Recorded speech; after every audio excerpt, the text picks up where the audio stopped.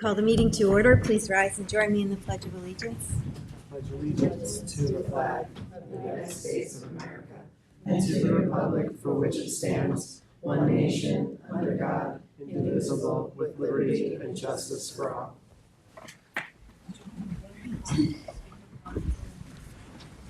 Thank you all for coming tonight. Madam Clerk, would you please call the roll? Supervisor Moore. Present. Councilwoman McNamara. Present. Councilman Isili. Present. Councilman Pell. Present. Councilman Martell. Present. Thank you. I move to accept the minutes from the Town Board meeting of July 22nd, 2025. Second. All in favor? Aye. Madam Clerk, would you please read the communications? The following communications have been received in the office of the town clerk. We have received public notices from the town of Riverhead, notice of adoptions, town of Southold, notice of adoption, village of North Haven, public hearing notice and a notice of adoption, village of Sagaponack, village board notice of adoption, zoning board of appeals application for Wainscott Harbor Road, Sagaponack, village of West Hampton Dunes, a public hearing notice, annual financial disclosure statement filings from the listed individuals, correspondence in emails and letters regarding the following: Hampton Bays Library budget vote, speeding traffic on West Neck Road, Tuckahoe, and tree protection legislation. The following bid and request for proposals was opened up on Wednesday, July 30th at 2 p.m. A bid for the Southampton Animal Shelter kennel replacement. The following report was filed from the town comptroller for the July 2025 monthly financial report. And that concludes the communications for this meeting's agenda. Thank you. I have three walk-ons that I'd like to put forward for additions to the agenda. The first is Town Board Resolution ID number 49393 to commence seeker and coordinate lead agency in connection with the change of zone change application entitled Mariner Housing LLC for a change from CR 200 to multifamily MF 44 on an 8.85 acre parcel in order to facilitate the development of 34 units of affordable rental housing in the hamlet of North Sea. Second walk-on is Town Board Resolution ID number 50636, the warrant number 15. And the third walk-on is Town Board Resolution ID number 50638 to authorize the supervisor to execute a donation agreement with the Hampton Bays Chamber of Commerce for a donation of 6 shell statues. I move to add those to the agenda. Second. All in favor? Aye. Who was the second? Bill. I was. Oh, Rick. Rick was. No, Bill was. Well, I would like to move to suspend the rules and take Resolution 2025-984 out of order. It's on page 53. It's a special treat to appoint police officer Tyjon Hawkins. Second. All in favor? Aye. Who seconds? Cindy, who's starting the academy on Monday. Is that correct, Chief? Yes, he'll be starting. He's not the chief yet. He'll be starting on Monday. Supervisor Moore, Town Council, thank you very much for having us on your agenda this afternoon. This is Tyjon Hawkins. Tyjon grew up right here in our town in the hamlet of Flanders. He's a graduate of Riverhead High School and a graduate of Alfred University. Tyjon got a 95 on the Suffolk County Police test, and he had his choice of departments, basically, and he decided to choose us, and we chose him. It's we're very happy. He's very happy. He's been serving us as a part-timer for the last 3 years in the village of Sagaponack. He works very hard to keep the speeds down in Sagaponack for the folks there, and now he's going to join the best police force in the state of New York as a full-time police officer. So to Tyjon, I say, as a law enforcement officer, your fundamental duty is to serve others. You're to safeguard lives and property, to protect the innocent against deception, the weak against oppression and intimidation, and the peaceful against violence or disorder. To respect the constitutional rights of all individuals, to liberty, equality, and justice. You're to maintain courageous calm in the face of danger, scorn, or ridicule. Develop self-restraint and be consistently mindful of the welfare of others. Honest in thought and deed in both your personal life and your official life. You'll never act officiously or permit personal feelings, prejudices, or friendships to influence your decisions. With no compromise for crime and with relentless prosecution of criminals, you will enforce the law courteously and appropriately, without fear or favor, malice or will, never employing unnecessary force or violence. You'll recognize this badge that you're about to be sworn in and given, the badge of the office, as a symbol of public faith, and you'll accept it as a public trust to be held so strong and long as you are true to ethics of the police service. You'll continuously strive to achieve these objectives and ideals, dedicating yourself to this great profession. If you don't mind, you're going to be sworn in by... We have to pass the resolution Yeah, we have to first. do the resolution first. Stay here. Okay. Town Board Resolution 2025-984 to appoint Police Officer Tyjon Hawkins to the Academy. Second? All in favor? Aye. Now you.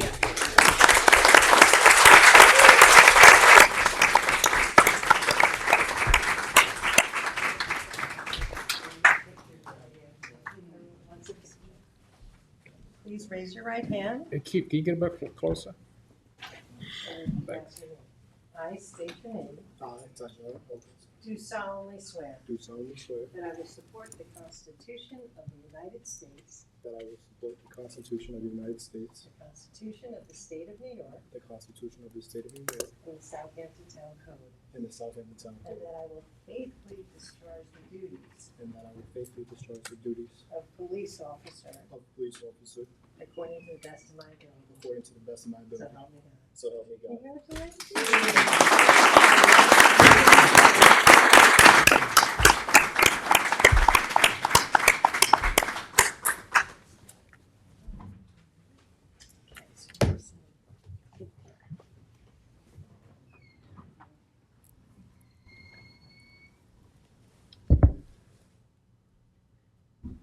Excellent. Congratulations.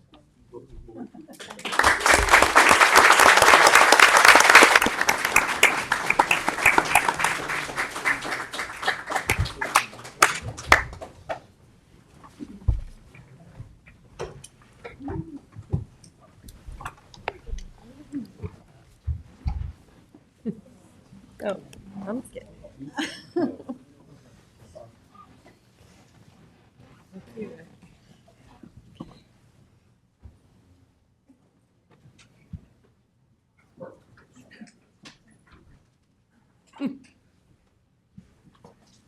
Congratulations. Thank you. Appreciate it.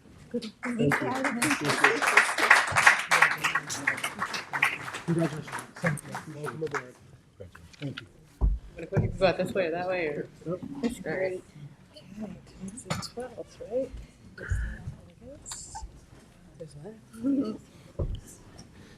Can I just say, Chief, if Thank you don't, you, Chief. if before you leave, I just want to, if you don't mind, to you and your colleagues, just a quick couple of words. I just want to thank you and your police force, especially this week. I noticed, we get a lot of complaints from the community about speeding and stuff like that.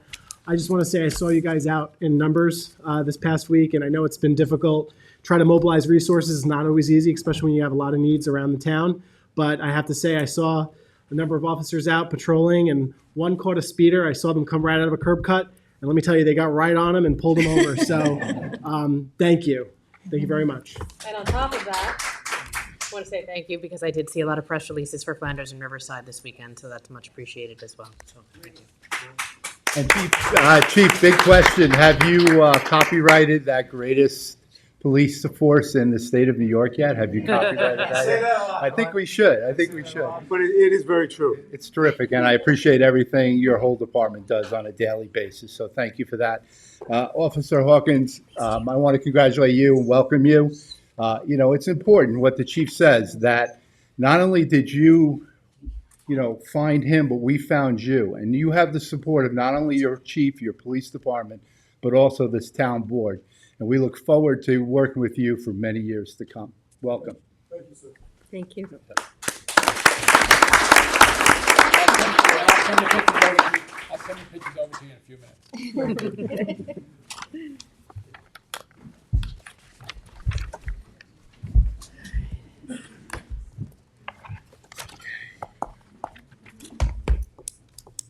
All right, let's continue now with our meeting.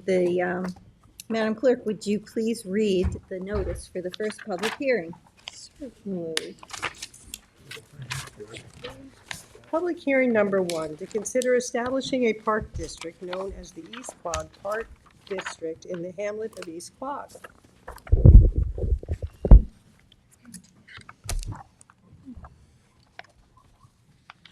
Good afternoon, Madam Supervisor, members of the Town Board, Deputy Town Attorney Kathleen Murray for the record. For your consideration at this public hearing is the establishment of a proposed park district known as the East Quogue Park District. As you likely know by now, New York State Town Law Article 12A authorizes the establishment of special improvement districts, also known as special assessment districts, in furtherance of specific purposes. A park district is one such purpose, with monies collected from a special assessment devoted to the proper maintenance of park or park areas for the use, convenience, and enjoyment of the inhabitants of such park district. Other existing park districts within the town include the Hampton Bays Park District, the Bridgehampton Park District, and the Watermill Park District. With those park districts in mind, earlier this year, members of the East Quogue Civic Association, as well as the East Quogue Beautification Committee, approached the town seeking to establish a park district within the hamlet of East Quogue. Specifically, community members hope to create a park district in order to replace the trees on Main Street with native species, improve the East Quogue Village Green, maintain hanging baskets and urns along Main Street, provide seasonal enhancements for the Village Green and Main Street, and maintain the gardens of the post office and the Bay Street Marina.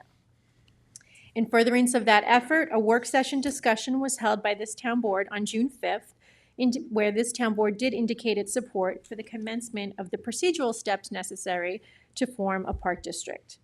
On June 10th, by resolution number 819 of 2025, the town board authorized the preparation of a map, plan, and report in furtherance of an East Quogue Park District.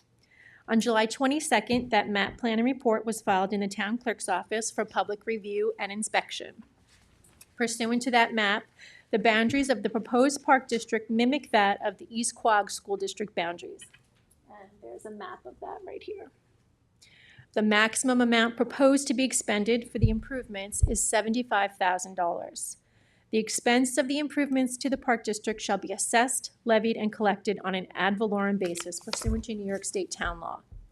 The estimated cost to a typical property in said district, with typical property being defined in New York State Town Law Section 209A as a benefited property within the district having an assessed value that occurs most frequently on the town's latest completed assessment roll, is $22.82.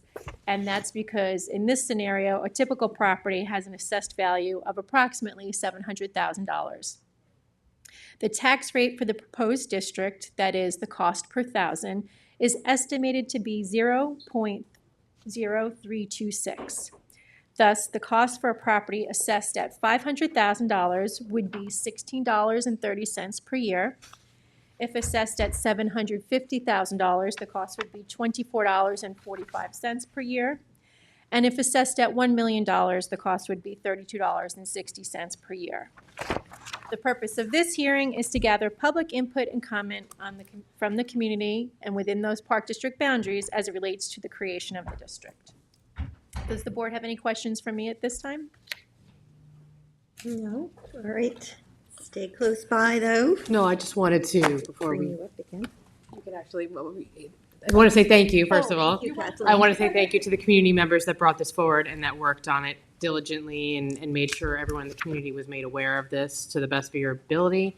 And to the extent that we didn't, we also did send out a mailer to all the residents in the district. I want to thank the East Quogue School Superintendent for getting back to me and giving me their, because we were using the school district boundaries, it was easiest to use their vendor who actually puts out their notices. So I want to thank them for that information. Thank Paul from my office and CRC for getting those notices out. They were in out the same day that the public hearing was noticed in the paper. So Just I wanted would to say think we've thank you had to 3 everyone. meetings so far, haven't we? Yes. Community meetings? Yes. Yeah, and lots of opportunity for input. All right, well, there are some people who'd like to speak today. The first card is from Kathy Zambetti.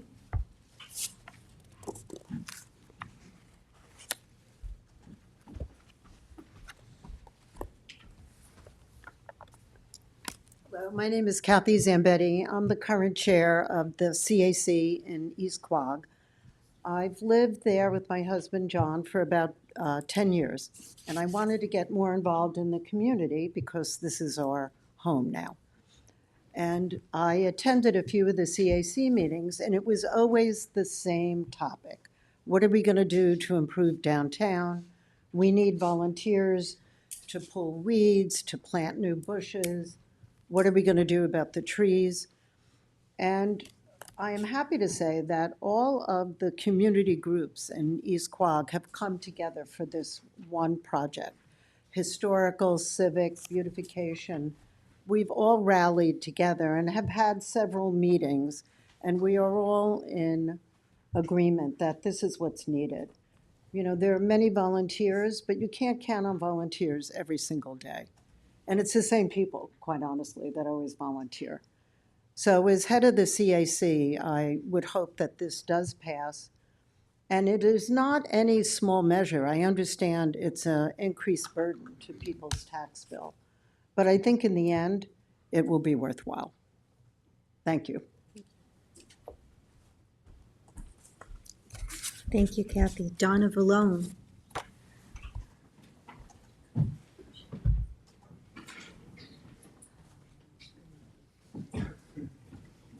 Good afternoon, everyone. My name is Donna Vallone. I serve on the board of directors for both the beautification, EQ Beautification, and the EQ Civic. And I just want to echo the sentiments put forth by Kathy Zambetti about the need for real, serious, and ongoing maintenance of our Main Street. And I think when we look at places like Hampton Bays, like West Hampton, we are all very pleased with how beautiful the plantings look and how welcoming those town centers are. And I think EQ deserves this for our community. So any other questions for us as a community, I'd be happy to talk about. We've been trying for this for a very long time, and we're really hoping that it can go forward. Thanks. Thank you. Christine Grant.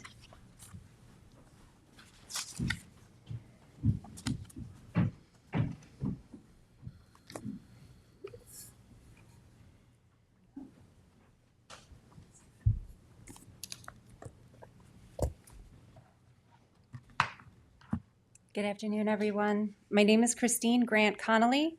I'm the secretary of the East Quogue Citizens Advisory Committee and an active member of the East Quogue community. Over the past few months, I've had the pleasure of working with the East Quogue Civic Association and Beautification Committee, as well as members of the Chamber of Commerce, the Historical Society, the CAC, and many East Quogue residents who all share the same goal, to better our hamlet. We're so fortunate to have many wonderful parks and public spaces in East Quogue. And while the Parks Department works hard to maintain these spaces, their resources are stretched thin, and small tasks like watering our hanging baskets and welcome signs are often left undone. These may seem like minor details, but they are what makes East Quogue beautiful and inviting. Right now, we can all see the challenges. The trees lining Main Street are dying and the beds are overgrown. The Village Green is in desperate need of some work. Establishing a park district would give us something that we've never had before: dedicated resources to keep East Quogue's public spaces looking their best year-round. As a resident that grieves their tax assessment regularly, I know that even the smallest increase in taxes is a delicate matter. But a park district is necessary and a worthwhile investment. It gives East Quogue the tools and the structure we need to preserve, maintain, and improve the spaces we all rely on for recreation, connection, and community pride. Thank you. Thank you. All right, and Kristen Connolly. I'm actually going to decline to speak because I think my wife nailed it perfectly. And, she said it much more succinctly than I could. Okay. Well, as you all said, this is really something that the Civic, the CAC, the beautification, the Chamber, everybody seems to have come together and are in agreement that they would like to proceed in this way and that it would be for the benefit of the hamlet. Peter, is there anyone on Zoom who'd like to speak at this first public hearing? No one has their hand up. All right. Well, if the board doesn't have any other questions or comments, then I move to close I'd actually like to leave it open until the 26th. leave it open. Because we told people that they'd asked, because it's a daytime meeting, that if people were working and they wanted to weigh in, they could come to we could Right, put the not just notice- written comments, but Yeah. leave it open. All right, okay, so move to continue on with the, I didn't sign in, but I'd just like to say. okay, sure, come on up, Marissa. I'll be brief. What's the date, Cindy, the The 28th? 26th. I'm Marissa Bridge. I'm the president of the East Quogue Civic and Beautification Committees, and we've had several meetings that you've attended. We have had almost no negative comments. Everyone I've spoken to is so in favor of this. In fact, we have some neighbors today, Janet, Nancy Fire, people that just are here. They're not going to speak, but they're really in support of this. The community really wants it and needs it. So I hope that it becomes a reality. Thank you. Thank you. I would like to just say really briefly, I think, it's great to see the East Quogue community collaborating with Councilwoman McNamara, Supervisor Moore. Community can really be a great partner for government to get things done. And this is another great example of seeing that fostering of collaboration really work out in a very positive way. So I just want to commend the community for being so engaging and collaborative with the board. Well, that's to you. All right, so then I will move to hold the public hearing open till August 26th. Second. All in favor? Aye. All right, thank you all for your participation.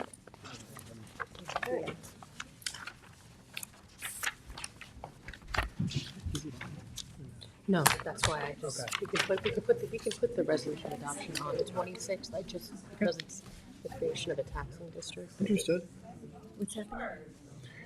I asked if it was on for today. What? The resolution for adoption, Oh, but no. it's not. Right. Madam Clerk, would you please read the notice for the second public hearing?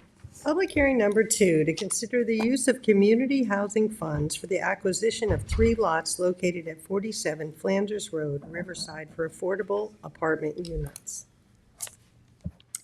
Good afternoon, Madam Supervisor and Town Board members. I am Kara Back. I'm the Director of Housing and Community Services for the town. I would like to introduce you to the application submitted to the Community Housing Advisory Board from Georgica Green Ventures, LLC, known as GGV. The application requests $2.4 million of community housing funds that will be used to acquire a site comprised of 3 lots located at 47, 53, and 57 Flanders Road, Riverside. We have pictures of these lots here. A current appraisal confirms that the market value of the property meets the requested amount. The site has 209 feet of frontage along Flanders Road and comprises an aggregate land area of just under 1 acre. 2 of the lots currently contain vacant commercial buildings, and 1 lot contains a single-family dwelling. Also vacant? Also vacant. The buildings will be demolished by the developer upon purchase. The site lies within the Village Business Zoning District and the Hamlet Center of the Riverside Overlay District of the town of Southampton. GGV proposes a mixed-use development of 3,000 square feet of ground floor commercial retail space and up to 40 affordable housing apartment units located above. The unit mix proposed will be 2 studio units, 26 one-bedroom units, and 12 two-bedroom units. Occupant income eligibility will be restricted by the Suffolk County HUD area median income limits, AMI, in the 60%, 80%, and 100% AMI categories. 30 units will be available at the 60% AMI. Currently, this is 69 $1,270 annually for one person, or $98,940 for a family of 4. 4 units will be available at the 80% AMI. 6 units will be available at the 100% AMI. That's currently $115,450 for one person, or $64,900 for a family of 4. The maximum monthly rent amounts will be set pursuant to the rent calculations set by the town board on an annual basis, based upon the AMI limitations of the unit. For reference, based on the current maximum rents, studio units would be between $1,444 a month to $2,309 a month. One-bedroom units would be between $1,650 a month to $2,639 a month. Two-bedroom units would be between $1,856 and $2,969 a month. Most importantly, all of these units will be affordable in perpetuity. The property intends to connect to the proposed Riverside septic treatment plant. In the event that the septic treatment plant does not get developed, the property will be transferred by GGV to the town. So first, the town's land management administrator is here, Janice Shearer, and she would like to share why the property is an important part of the Riverside redevelopment project. Next, Joyce Yancey, the chairwoman of the CHF Advisory Board, will share the recommendations of the advisory board with you. Right. And finally, we have a representative from GGV here to answer any questions that the board may have. Thank you. Thank you, Kara. Thank you. Good afternoon, Supervisor, members of the board. My name is Janice Shearer, Town Planning and Development Administrator for the record. As you know, we've been working very hard to get to the closing on the funding, the grant funding for the Riverside sewage treatment plant. And that is coming up at the end of September. So that is an important milestone for us to then, get to the point where we're constructing the actual sewer infrastructure. And these parcels are very important to the overall plan. They address the road. They will set the scene for, the look and feel. They're across from your new maritime park. And the fact that CHF would be giving the money to buy it, you voting to do that would mean you have more control over that look and feel. And I think that's really important because that will be the beginning of a revitalization that, as you know, is over 10, 20 years in the making now. I mean, this is really going on a long time, and we want to get to the point where we have revitalization, people living there, a vibrant area, and so I just wanted to be here in support of this. As you know, we worked with GGV on Sandy Hollow and Spion Commons to great success, and I look forward to working with them again on this program. So thank you. Janice, I just want to ask you, so this has been going on for several months now, a lot of conversations about this. One of the key things I think is really important that you kind of already hinted at was that the approach to Riverside Flanders right now has been very balanced. There's a lot of mix of preservation goals that we've been doing, and obviously this really important revitalization effort that's tied to the sewage treatment plant, improving septic infrastructure, which is so critically important for water quality. So could you just speak a little bit about the connection here and the collaboration that's happening? I know CPF has been involved. We've been doing some projects as well in Riverside.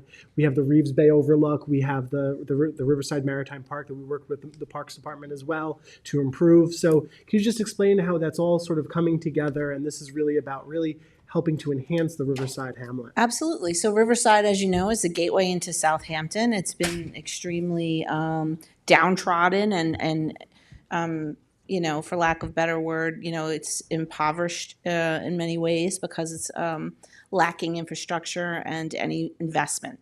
So, but it also is environmentally sensitive, as you mentioned. It's right at the Peconic River. It's in the Central Pine Barrens. It's got a lot of environmental features that it finds itself at a crossroads of many, many different regulatory overlays and things along those lines. So in looking at that, the goal then was to say, how can you revitalize and have preservation at the same time? And I think that collaboration with CPF, with the parks, with looking at this and saying, let's not overburden a specific area with huge development, but let's like balance it out with the environmental beauty that's inherent to that area. So we've worked really hard with you all to really make that a truism, to say let's look. We, as you know, we hired Historical Concepts to look at how can this be just like any other area in the town, really evocative of what Southampton is all about, which is preservation in many regards. So we're taking that and saying, how can we preserve? And look at if you look at the north side, how much acreage has been preserved there. It's incredible. Iron Point all the way down. I mean, we'll be able to have a maritime trail there. The park, the park too, one of the things that the community said was, we're named Riverside. Where's the river? You wouldn't even know it. And so having that as a starting point, we had health impact surveys done where people said, we want to be able to fish. We want to be able to use the river, kayak, get onto the river. So that's where all the things from the Maritime Park came into play. Yeah, I want to commend you working with CPF, Jackie, and also Kara on this, really just a collaborative effort. It's great to see the departments really looking at what those needs are and coming through in a comprehensive way like this. Yeah, and now also the way that we're looking at it is the sewage treatment plant will have so much density, right? Like you could, but how does that get like sort of equitably distributed in a way that everyone gains and wins, instead of just one mega development in one spot and everyone else is still like, what happened? So we're trying to make it equitable, beautiful, really emulate the environmental aspects. I can't thank CPF enough for all of the water quality, support to make this a reality, and you all, of course. So that's, it's your legacy that you're creating this beautiful place, and this is just another piece in that puzzle. So thank you. How does this fit in with the equitable distribution you just referenced? It does fit in because each one of the areas that we're talking about, this being, I forget the block number, has a certain amount of flow allocated to it, and that flow would support the amount of units, or you can do less, but it certainly, for appraisal purposes, equals out. The flow being transferred to this block based on, not just because that's what they want to do, but based on the area of the block. It was like sort of, how much area does each block have? How much frontage does each block have? How much development potential is there without overwhelming any one area? And that's how we're looking at it. And in addition, which I think is really innovative, our architect, Paul Knight and Elizabeth Dillon, they're looking at it from like best planning practices. Like, well, how much retail can even this community support? How much, like looking at it from a planning perspective, it's often come at from a different perspective, which is really based upon maybe return on investment or, these pro formas that developers do. But we're coming at it from a different angle, which is the planning aspects. Like, how much can we want to put the roadway network into place, and how much can that support? Like that kind of stuff. So it does equal out as far as that question goes. Not just because, some people might think, well, this applicant is first, so they're taking more No, than they're is not. allocated, but you're saying It's it's based on already the been- block area. Yeah, and that's why we did that, so that we didn't want that to be something that was a concern. And this is something more so for the representatives from Georgia Green, but the biggest feedback I have gotten is it's not a very big piece of property, so how are you doing retail, 40 apartments and parking all on that site? So. Right, and you may recall Paul did some pop-up And it's SketchUp not it's not a plans. 5-story building. No, it's not. So And I'll come back. You'll see on your next agenda, we didn't make the deadline for this agenda, a contract amendment, so that we got a little more work to do as far as the blocks and the sewage outlay and what that looks like popped up as a SketchUp plan. Janice, will Historical Concepts be involved in that? Yes, they are. Okay, great. Yeah, they still are our architect. They're working this out. But just right now, just so you know, we did look at it and say, oh, that is what it can support. But they've changed the layout, and we want to come back and make sure everyone's happy. It's buildable as far as GGV is concerned, but that everyone understands what it's going to look like and feel like. So they did like some fly-through perspectives and stuff like that. Yeah. All right, so we'll hear more from the applicant himself. Thank you. All right, thanks, Janice. Thank I you. think Kara wanted to bring up Joy, but I have actually a card for Joy. I do have one thing that I wanted to just bring up with Kara before we move on. Go ahead, you could go, Joy. Good afternoon. My name is Joyce Cianci. I'm here today on behalf of the Community Housing Fund Advisory Board. The advisory board considered the application of Georgia Green Ventures in accordance with the guidelines of the CHF project plan. As you are well aware, the plan guides us to provide financial assistance to alleviate the housing cost burden, to provide housing options for seniors, disabled, and employees, to promote creative infill that encourages middle market housing and bike and pedestrian activity, and to plan housing locations near public transportation. As Karabeck shared, this project will create mixed-use retail and 40 affordable rental housing units in perpetuity. The advisory board found that the proposed project is consistent with the CHF project plan. First, obviously, the development of the 40 affordable rental units in perpetuity will provide that financial assistance to alleviate the housing cost burden in this area. And in addition, the project's proximity of the affordable housing to the commercial uses of the development, like coffee shops or convenience stores or the like, can be beneficial to residents of the units who may be seniors, disabled, and potentially employees of those commercial spaces. And as well, the applicant shared that the project is adjacent to the Flanders Road, Peconic Avenue public bus stop and within a walkable distance to the Riverhead Long Island Railroad train station, also supporting the priorities of the CHF project plan. During our advisory board discussion regarding the application, 2 advisory board members expressed concern about ingress-egress traffic this development might create at the site. And we reached out to Janice Scherer, the town's land management administrator, for further discussion on that point. And she gave us comfort to say that the town has mitigated potential traffic concerns by acquiring a number of surrounding properties to effectively control additional traffic to the area. So following that discussion, the Community Housing Fund Advisory Board voted to unanimously recommend this application to the town board. I appreciate the opportunity to present that recommendation for your consideration. Thank you, Thank Director. you. Thank you. Director Scherer, actually, before I go to Director Bach, can I ask you what the traffic mitigation is? Sure. So when you look at the overall map, we are going to be mapping out the roadway connections ourselves as an official map of the area. So the roadway connections and network will be laid down in advance of any building. Cross-access or something Not much just more? much more like actual streets. Okay. So will we have a meeting about that? Sure, I'm happy to present that to you. We did present that to you in the historic concepts. You might recall they had those block that's lengths right. were Yeah, like yeah, 900 feet, and then they showed like how the street network could be laid out, and then that's how we ended up with the resulting block letters. Maybe when you come to us when we're ready to move to our next discussion, that can just be part of the I would the love general to. discussion Be as it happy to. pertains to But that. that's not, but nonetheless, this is all going They to be will- fronting on the main road here. On the main road These. and require some amount of cross access. As you know, we own this. You have a lease with the state troopers. So I don't know if the cross access is something that could be effectuated because of that lease. They would have to like maybe lose some parking and put a fence there, and then that cross access could be created. But that is town property, and you lease it to them. So that's something we can work on. But yes, the cross access is important, and then the roadway network is most important, and that's what we said. We need to lay down that network first and foremost. Thank you. Sure.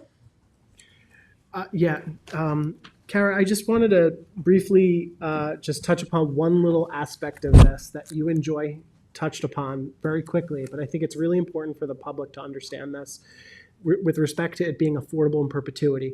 In particular, there are people who grow concerned when they hear a developer coming in. They're going to build affordable housing.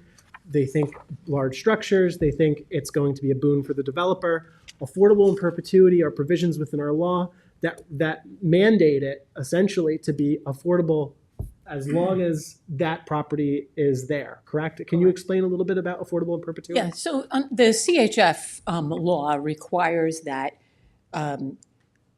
if CHF funds are being used in connection with the development, that those CHF funds are being used to maintain affordability. And we're under the feeling that that language means affordable in perpetuity. Forever. Forever. So as long as that structure stands, those units will have to be affordable in perpetuity to the residents. So what does that mean? That means that this town board on an annual basis, every year, sets rent limitations for the different area median incomes. So somebody who's in a 60% area median income who's residing in a unit reserved for someone in that 60% area median income will pay the rent that's set by this town board and not more than that. So it restricts the owner from potentially down the line, 50 years down the line, 60 years down the line, from increasing that price of living. Yeah, and if the developer at some point in time sells this The development, covenants require that the it, covenant runs with the land, yeah, so that anybody in the future who purchases this property would be subject to those covenants, and they would be subject to those same rent restrictions. it's a very important aspect to this whole entire thing. So thank you, Kara. Thank you. Janice, I have a question. Could you come back?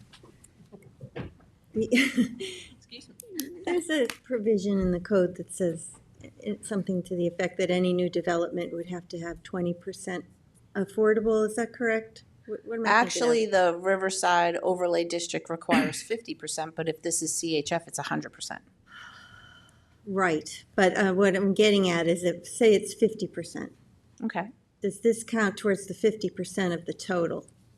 Or just 50% of this one development?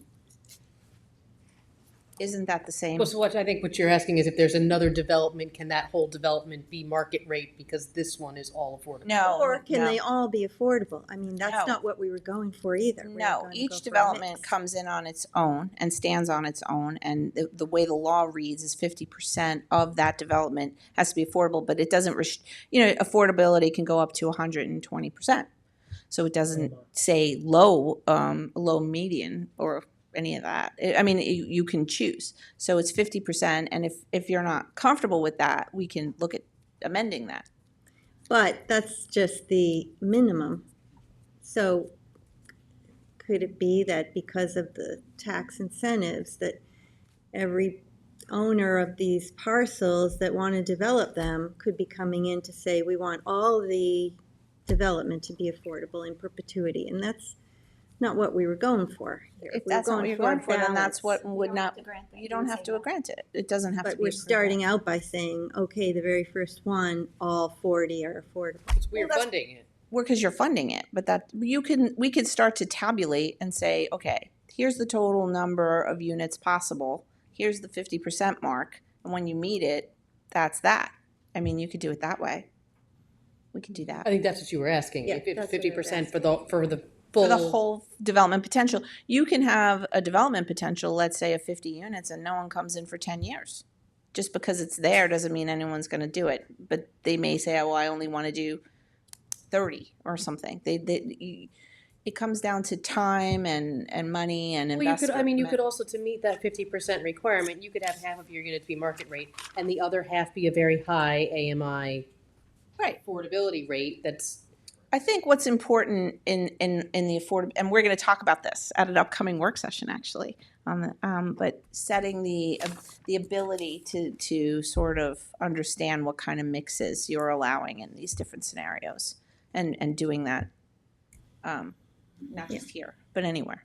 So you're aware of it and you understand, because the idea is a diversity, a nice mix, market rate, affordable, different levels of affordability. So you're capturing everyone. That's right. You Right, just wanna so have a we're very balance. mindful of that, and I think the more we can stay mindful, and if we need to amend anything to do that, we're happy to do that. On that, mostly it's all two-story buildings. No, there's allowable, you can go higher, mostly, the way Paul was working on it was, I told him, like, don't go beyond 3. So and 3 is maybe dormers, or, the code allows up to 5, but we're looking at reformulating everything and keeping it lower profile and. It's not like on the other side of the river where they're pretty No. real high. Well, that was sort of what the idea was a long time ago, but as we've developed this now, it's not that anymore. And there will, What code allows for up to 5 The stories? Riverside Overlay District. Oh.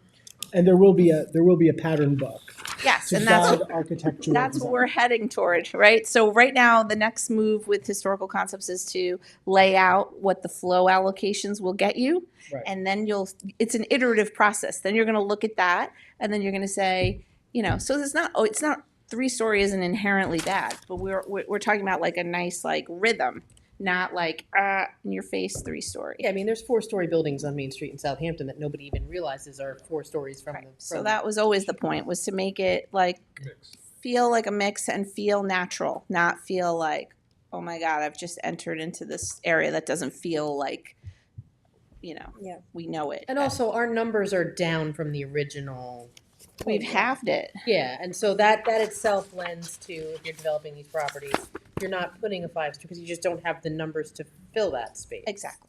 And, there's other requirements. Like there's other requirements in here that will also further restrict it. Like you have to be able to park it. You have to be able to, pay into a fund related to these other improvement, fair share mitigation.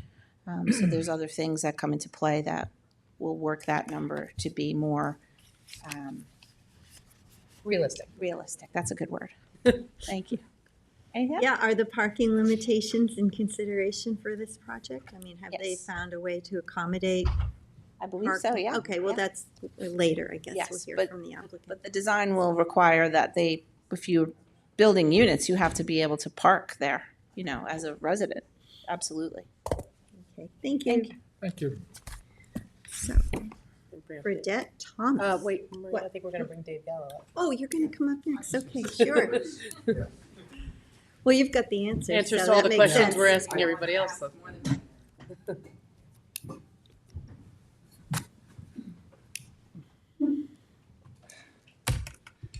Thank you, Supervisor and Town Board, for giving us an opportunity to present our project this afternoon.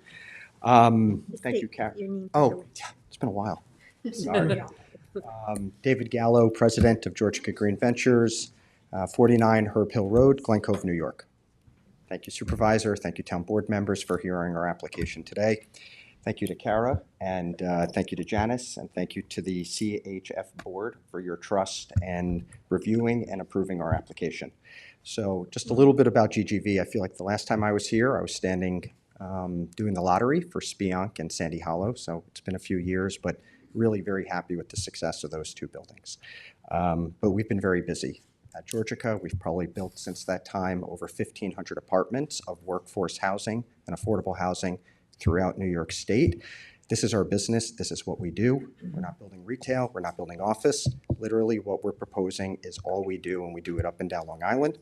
We're finishing 50 apartments right now in the town of Brookhaven. A portion of those units go to domestic violence survivors, veterans, individuals with intellectual disabilities, as well as workforce housing. And we've leased the space to a very exciting coffee shop to help bring East Patchogue and downtown Main Street just a little bit further east for the town of Brookhaven. In addition to that, we are recently closed on 96 units in the town of Islip, where the town of Islip had selected Georgica Green Ventures on a parking lot next to their train station, where we'll be building this mixed-use, mixed-income development there. And then we are also in the midst of construction of 282 units in Coney Island, our third building, our first being for veterans, second for domestic violence survivors, and this being solely for seniors on fixed incomes. Heard a little bit about the questions, earlier. We're going to work with planning, and we're going to work with the community to get to a project that everybody's happy with. The proposed project started at 48 units, and now I think we're somewhere around 40, given the density limitations of the sewage. But it doesn't have to be that. So we're here today to let all of you know that we will do what we've always done, which is to work with the town board and work with planning to find a project that is successful. I want to be in Riverside because I want to be the catalyst that gets it done. The 3 sites are blighted, and they're dangerous, and they need to be taken down. And quite frankly, I want to be the first to get the foot in the door and set the tone for the future development. I hope that we have an opportunity to do that, and we would welcome the chance to receive this funding and to help us continue to move forward on the project. And as the town moves forward with the sewage treatment plant, we will continue to work in tandem with them. Mr. Gallo, thank you for being here. Can you just talk a little bit about some of your partnerships with our housing department as well as our housing authority? Yeah, so it began many, many years ago with the town of Southampton Housing Authority and with the planning department, first on Sandy Hollow Cove. That particular project now exists 28 apartments and 3 separate buildings. North State. Yes, and fully occupied. I visit the site, if not weekly, every other week. I'm very proud of the residents and what we've delivered and built there. Shortly after Sandy Hollow, we started working on a project called Spion Commons, and that particular site, while it was different, also had some blighted and some abandoned buildings there. And many of them were so hard to see from the street, but if you went and you walked on that site, you would see that there was literally cottages there left from the MTA. And there are some similarities here. When I drive by this site, they need to come down. They need to be safe. There are definitely environmental hazards as it relates to these particular, in fact, the projects, need the work with the community to see them cleaned up. But collaborated with Spion Commons with the Housing Authority as well, and we're working with the Housing Authority on other projects too, in Watermill and some of the other things that the town has initiated. Thank you. I just wanted to say thank you because it was my main concern was I know that the development hinges on the sewage treatment, and it was big for me and I think for the community to know that, as soon as this is done, those buildings are going to be gone, the site's going to be cleaned up. So even though nothing is going to get built, tomorrow or even in the very near future, the site's going to be clean and it's going to be safe, and that was a big plus for the community. So I want to thank you for agreeing to do that. Thank you. Mm-hmm. Any questions? Well, yeah, I do. Yeah. I would like to know about the size of the units because it just seems so much, 40 units on 1 acre, and when the first floor is all commercial. Mm-hmm. So what kind of size are we talking about? Mm-hmm. So a one-bedroom typically would be similar to Sandy Hollow and Spion Commons. When we work on projects, there's design guidelines from the state that allow minimum and maximum square footages. So a one-bedroom can range anywhere from 600 to 725 square feet. We, as a company, typically will design towards the larger, so somewhere in the 700 range, if not at the maximum of 725. For a two-bedroom, 725 to 850, I believe, is the range. And again, when we do that, we work towards the upper end of all of the requirements. So what is at Sandy and Spion would be very similar. With respect to the design, we're not making an application for site plan or a building permit. There is a lot more work to do here, and I couldn't tell you that the 40 units is where we land. This actually will help us, this funding, create an opportunity to have less density, if that is so what the board chooses. But I don't want to own a building or manage a building that, one, can't be rented, and two, which is going to have too many units on a site. Project feasibility is very important. This particular funding helps the catalyst to make the funding easier because we're having the affordable units. The other thing is the units are at 60, 80, and 100% AMI. This is not a deeply affordable project. When you look at the area median income of $164,000 for a family of four, these rent tiers are very, very much a moderate income. And this project should be the catalyst, as Georgia has been in many areas. When we deliver this and the building is fully rented, then a lender and an investor could look at the adjacent site and say, those rents can be achieved because that building has it. You can't start with one without the other, but these three rent tiers, very specifically chosen by us, right, will allow for, one, diversity of rent, diversity of income, allow for a wide population of people, wide population of employment opportunities for people in the building, but then also provide the basis for the future building. The neighbor next door or down the block says, wow, they can rent at 100% AMI. All of this needs to have funding with a lender, period, full stop. Because without a lender, we can't build these without them. So, but I'm very happy with the tiers we've chosen. What were the studios, about 3-something, you didn't say? For the square footage? Yeah. Studios are typically in the fives, about 550 square feet. All of the buildings have and will have amenity space, whether it's a gym, whether it's a community room, a library, and ensuring that the residents there will have a place to leave their units, but also go, just like in Sandy and Spion or any of our other developments. And while Sandy and Spion are directly here, I would encourage, while we've just completed the project in Brookhaven, to come to visit it, to see the community room, to see the gym, to see the coffee shop that's currently being built, And, you know, we've hit very similar AMIs that we have here because that is part of Georgica's approach, where we want to hit multiple AMIs, have multiple income levels, serving as many people as possible. And I would also encourage the locals to take a look at the North Sea project, Sandy Hollow, and you worked very closely with the community there, and they were very supportive of the work and just how much you really took care of the character of the community and in that development. I think that's a really important feature in some of the work that you do. And so I think if folks are curious about who you are, that's also another good one to take a look at. Thank you. Yep. It is very beautiful. It fits in with the character of the community. Thank you. Seamlessly. And this will too. If we get there, this will fit in too. I don't know why I'm going to keep going, but the hope is that the building always looks like it's been there. That has always been our motto. Like, we're not flashy developers. I'm not like looking for something to stick out. I want someone to drive by many times and be like, oh, you know, when did that get here? That is who we are. That's the approach that we take. We don't want to have something that doesn't fit into the context of the community. And it looks good for the neighborhood. It's kept clean and the people are very happy there. Yep. Do you have anything on the other side of the river by any chance? I do. So Georgica owns 116 units called Riverview Lofts, which is on the other side of the river. We probably finished that 5 years ago. It has a brewery. It has a Pilates studio on the ground floor. It's got an ice cream shop. And so the people can use that as an example. Sure, absolutely. So, all right. Thank you. All right. Thank you, everyone. Thank you. All right, now Fredette Thomas. Would you still like to come up and?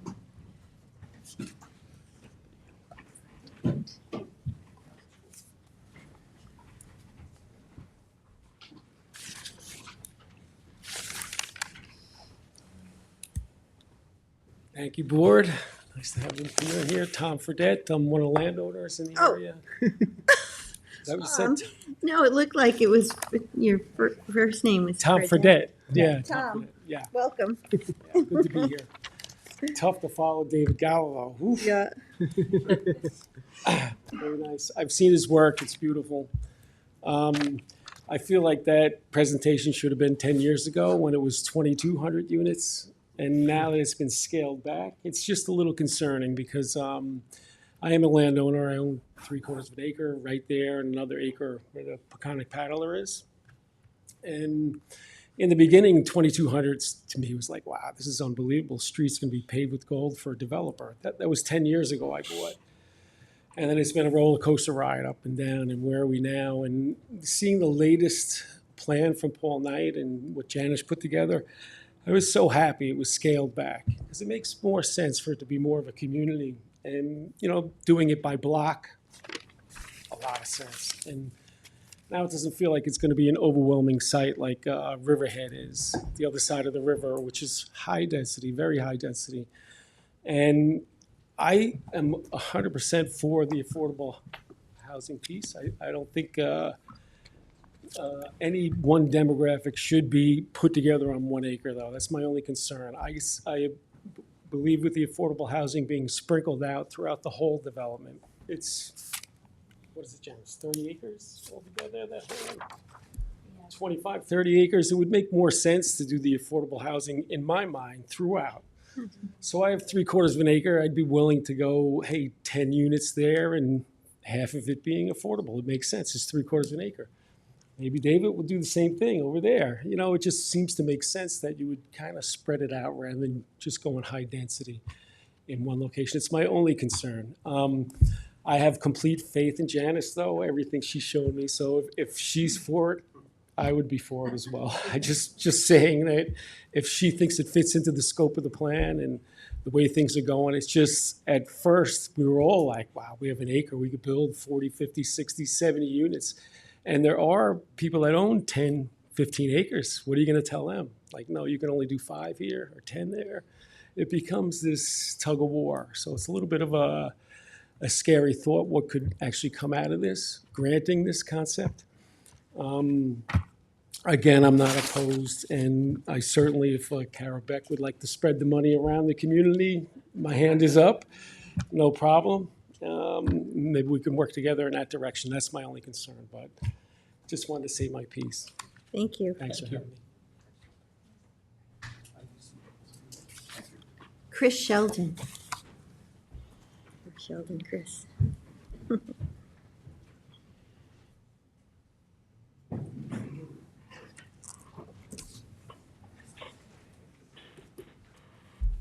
Sandy, I have copies for the board. Do I give them to you? Yes, please. Thank you, Chris.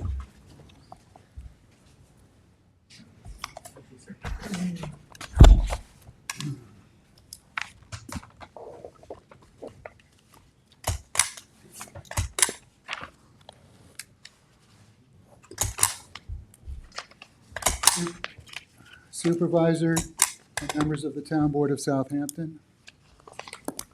I don't know if you want to read along with me. Thank you. Hey. I'm gonna get a copy too.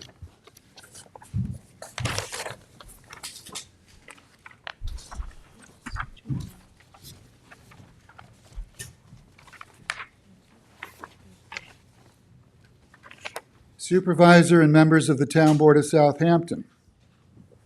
Good afternoon. My name is Chris Sheldon. I live in Northampton. Riverside, far away from Town Hall. Nearly 40 miles round trip to attend today's public hearing. And at a time of day when our working class citizens just cannot attend. Today's hearing seriously threatens decades of struggle and patience to restore a forgotten hamlet. Many ask why more affordable housing in this location, in the heart of the planned Riverside revitalization. 100% affordable apartments in one building just ain't good planning. Some call it the continuing of the murder of a dream. If Riverside is important to Town Hall, prove it. Conduct an evening hearing at the county center in Riverside so all can attend. If ever there was a potential national story scandal, this is it. Headlines: neglected corner of the Hamptons. The most affordable housing on Long Island is already in Riverside. Politics trumps planning. Election year suicide for deaf town board. So why are we here? We all know affordable housing is needed east of the canal to lessen the load of mindless trade parade traffic. Albert Einstein summered on the North Fork, not far from Riverside. Einstein, genius, observed and is quoted, "The definition of insanity is doing the same thing over and over again and expecting a different result. This insanity to solve regional issues without decent discussions will lead to lost opportunity forever, the murder of a dream. Now is not the time or place for the town of Southampton to throw a monkey wrench into the decades of struggle to collectively help raise Riverside. Placing the wrong fix in the wrong location is wrong for Riverside. You know this. The world knows this. Embrace the future. Embrace your purpose. The world is watching. Make us proud of you. Give us pride of place." Thank you, Chris.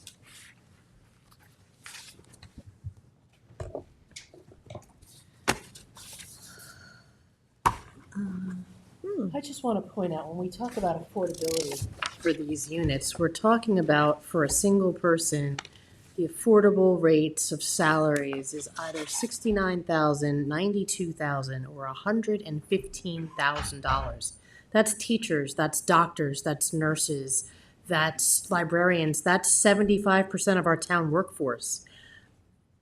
I think when people say affordability and you think, oh my gosh, it's going to be, there's a stigma attached to Section 8 housing and it's going to be all, this low income. This is not low income housing. This is affordable housing for working class people, for people that we employ in our town, for people that see you when you walk in the hospital, for the teachers that educate our children. This is not affordable housing that's going to be, paid for by the government. This is working class people that want to come into Riverside and use shops and have some income with which to, revitalize Riverside. This is not, bringing the area down. This is building the area up. And if we can get workforce people in Riverside that, that are our professional laborers, that, are part of our community, we build that whole area up. We're not bringing it down.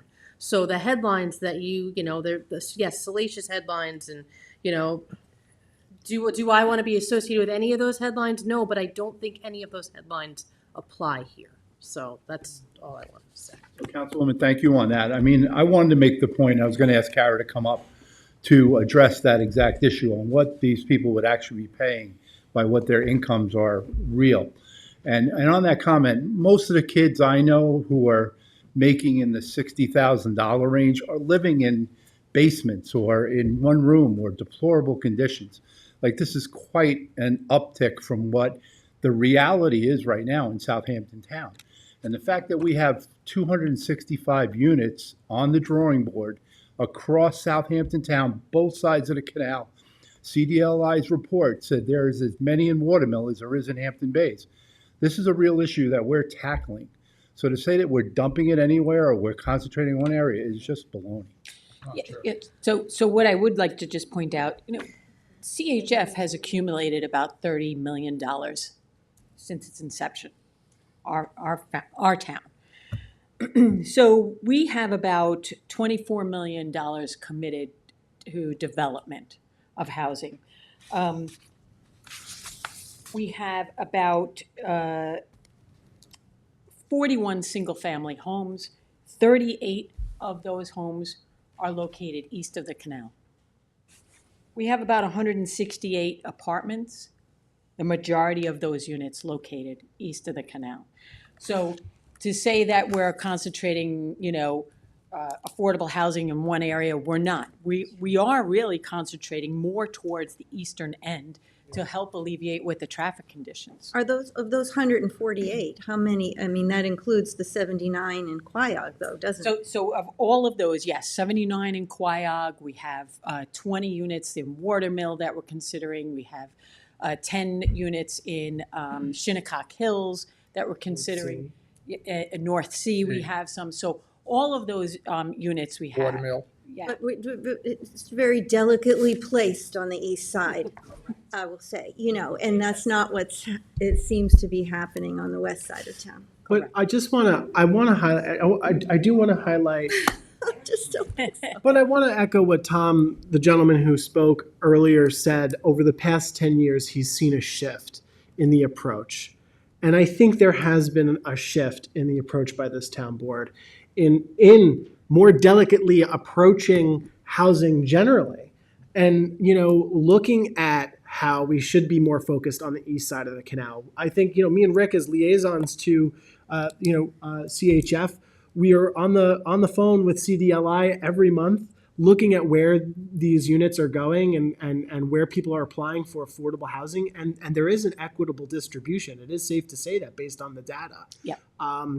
But I would also say in terms of this, there is that shift where we need to be able to find ways to lift up communities. And I would echo Councilwoman McNamara's point that this effort here is a way to lift up a community that has been disadvantaged and has been forgotten for a very long time. And I'd credit Councilman Tommy John Scavone and Rick, who have previously worked with the Franca community. Cindy's doing work with the CAC, and I encourage members of the community, the CAC Franca, to have meetings if they want to have a meeting. And I'm sure Janice would and Mr. Gallo would be happy to attend to make sure there's community back and forth. But I think it's important to say that there has been a shift in the approach to housing with this board, and I think it's important that we're focused on opportunity, and this project is, in essence, opportunity. Yeah, and just to kind of echo what Mr. Gallo was saying is that he's willing to work with the community to give the community what they need, right? So when we were working with GGV on Sandy Hollow and on Spion Commons, they worked very closely, with the housing department and with the planning department and with the community. I mean, I recall attending a community meeting at the Remsenburg Elementary School, and the room was packed. I mean, it was a gymnasium. It was packed with people.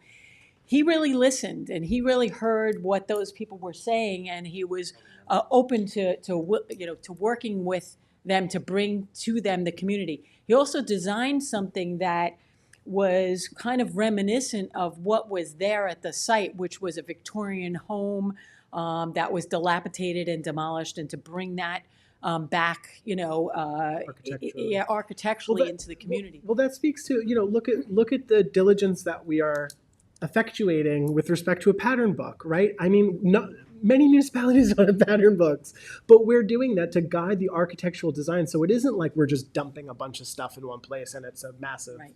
Now, just to address what Councilman Martell said, when somebody is paying more than 30% of their income on housing, they're considered house burdened, right? And so many of our community now, the rents just, locally are so high that, we're paying way more than 30% of their income on housing, more than 50% a lot of times of their income on housing.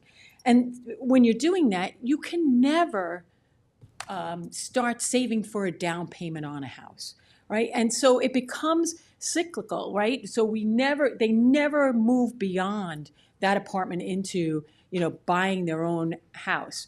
And so by having, rents that are affordable for teachers, as Councilwoman McNamara said, for our nurses, for, people in the community, they can start to save for a down payment on their own home. And when they use that in conjunction with our CHF down payment assistance, which provides up to 3% now of the cost of the home towards their down payment, it's very possible that they can actually buy a home here in the town. Just 2 quick points, and one of those is, people see what we have public hearings on and what gets to this point. What people don't see, because these are land acquisitions and they're not done in the public eye as they can't be, people don't see that there are things that we turn down and we pass on and we say, not in this area, or, not now. And then the other point I just wanted to make is I did see when you sent us the rates, and on a 2-bedroom, the high-end rates on one of these 2-bedroom apartments is over $2,900 a month. And that's affordable. That's more than my mortgage. So we're not talking about low rents, low incomes. We're talking about potentially affordable for some people. Yeah, and that's kind of why I gave you those numbers. I know it's a lot at a public hearing to have a lot of numbers thrown at you, but I wanted you to see that the rents are not what we're saying are. To me, $2,900 is market rate. That's and the income limit. So as I mentioned, 60% of the area median income for one person is still $69,000, which is still a lot more than some of the town workers make. For 80%, $92,350 for one person, and for 100% of the area median income, it's $115,000 for one person, and that would be the maximum income. So these units will be available for those people. And those are, I think, the people that get forgotten in the affordable housing scheme, the whole scheme of it, because, we do try to make things affordable for the lower end, for people that truly are, like, they just don't have any access to housing because they can't afford it. But I think this is that, like Janice was saying, that middle, the missing middle of those people that really don't qualify for the government subsidized low income housing, right? They make too much, but they can't afford, to either buy a home, and they can't afford the rents for market rate stuff. So I think this is truly the missing middle on things. No one's saying that there's not a need, and no one's questioning, Mr. Gallo's skill and experience. Absolutely, if he's the right person for the project. But I'm just questioning, I just want to make sure we have all the facts before we proceed, because as Tom mentioned, how many developable acres are there, and what's the allocation of the flow? So here's 1 acre that gets 40 units. Does someone else have 10 acres so they get 400 units? And how does that work? So I just think we should have like a work session or something where the board is more You're fully thinking of a informed. long-term vision. Long-term vision. Yeah, for Riverside, if we're saying we're gonna put in this many units, 1,500 I mean- or wherever it is that the septic. It all depends, like, one piece of property, like where he is, might fit 35, 40 units. Then the property around the corner is not a good spot. That might be 2 acres. That might not, with just how it sits, the location. But I would like to have Mr. Gallo come back up. I have a couple of questions, if you don't mind. I mean, I've been coming to Flanders since Riverside's, I used to get sneakers at Sneaker Circus when I was a kid. And for many years, ideas came in there and people just put them down. And Riverside and Flanders never grew. One of the reasons I asked if you did another building on the other side of the river, I knew that before I asked you. I wanted the people to realize what you can do for Riverside, how you're gonna lift it up by doing that building. I never heard anything bad about that building, what you were. Thank you. My kids go to the brewery there. Good, me too. I don't, I should, but I never had time. But just explain, the building, what you want to build there with the stores and apartments up above, whatever, if it's 35, 40 units, whatever it comes to be. How do you expect that to lift that neighborhood? Well, first getting rid of the blightedness that exists there and demolishing those existing buildings. And then often we do become the catalyst, right? Because everyone then has to follow us. So if we design something that is, beautiful and meets this future pattern book, right? People are going to have to follow in our footsteps, but we also look to have high quality, right? So all of our buildings, if you look at Sandy, look at Spion, super high quality, and we want to be the first to demonstrate that that quality belongs there and that everyone else is going to have to meet at least that standard. With respect to the building, ground floor activation is important. Having the right retail is important. We waited a long time for that brewery. We had a lot of options for that backspace, but we truly wanted to have an activation of that waterfront. And here, we'll meet with the community. I don't know what the right activation space is for that spot, and we have to be looking at that whole corridor, to your point, and see how the whole area is going to be planned. But we're going to want to activate and have something exciting and have something on that ground floor. And the units above it, like what was said, this is truly for the workforce. These AMIs are not, the lower tier AMIs. They're right down the middle. They serve a big population of people. And those units above it will be built with the same high quality that we built Sandy and Spionk with, but stainless steel appliances, right? Having all of those kitchens and those bathrooms having high quality tile and having units that people can be proud of and also afford to live there. And in Riverhead, we were that first building. And now Heatherwood is following with the second building, market rate, right next door. Good. And I'm just glad that you're not putting a fast food convenience store. No. I think that's more trouble than Riverside, Flanders does not need another fast food convenience store. No. Thank you. Any other questions? No. Well, in fact, Yes. in a lot of ways, Bill's right. I mean, in many ways, it's a food desert. Where access to healthy foods is actually an important need, I think, in Riverside, Flanders area. And I know Cornell Cooperative has been working with some of the local businesses to try to make sure that there's access to some of the local groceries. But I think just for your awareness and moving forward, that's actually a really good point to Mr. Councilman Pell's.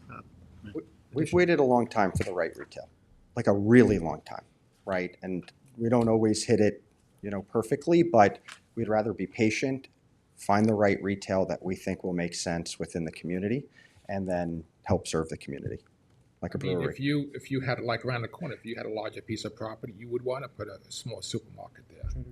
Trader Joe's, Lido's, or something. I would love to extend this property further, but we want to start with this and get it right. Thank you. Thank you. Thank you. Well, I don't have any more cards for this public hearing. Peter, is there anyone on Zoom who'd like to be heard? No one has their hand up, so. Well, if we're going to have more discussion about the number of units, or we need to hold the public hearing open, This is just or for we the. can just, I'd like to I'd like to close it, just so that, because that way we could get the ball rolling on the additional next steps, because the funding is conditioned on that. So, does I'd like, sorry, I was just Counselor? gonna say, if you wanna ask what the next steps are. What are the next steps, I mean, Yeah. what are the next steps with that? Carol, both of you want to talk about it? I can't speak to the next steps for CHF, but I assume the point is that CHF is going to provide him the ability to close on the property and have site control. And so I think you would want to do that as soon as possible. Especially at funding. When it comes to the density allocations, we can still work, he can own the property and we can still work that out. The property can accommodate 40 units, and that's really it meets the appraised price. If you wanted it to be, let's say, I'm just picking in 30 units or something. So approving the CHF funds today doesn't hold that number. So we could potentially modify that number. The value is there. The value is there. Right. No, I understand. But what I'm asking is that we could modify the number of those units if Yes. we allocate the funding. Correct. To that And I point, think, does this project come to the town board or the planning board? There's no change of zone here, right? no. So there's we no just go to changes the on it. planning board. Go to the planning board, but no one can be doing anything until the sewage treat. So this can all get worked out and approved, property but can they get can't cleaned up and- actually do anything until the sewage is. So it actually There. that would allow for the planning board to initiate secra. Yes. Yep.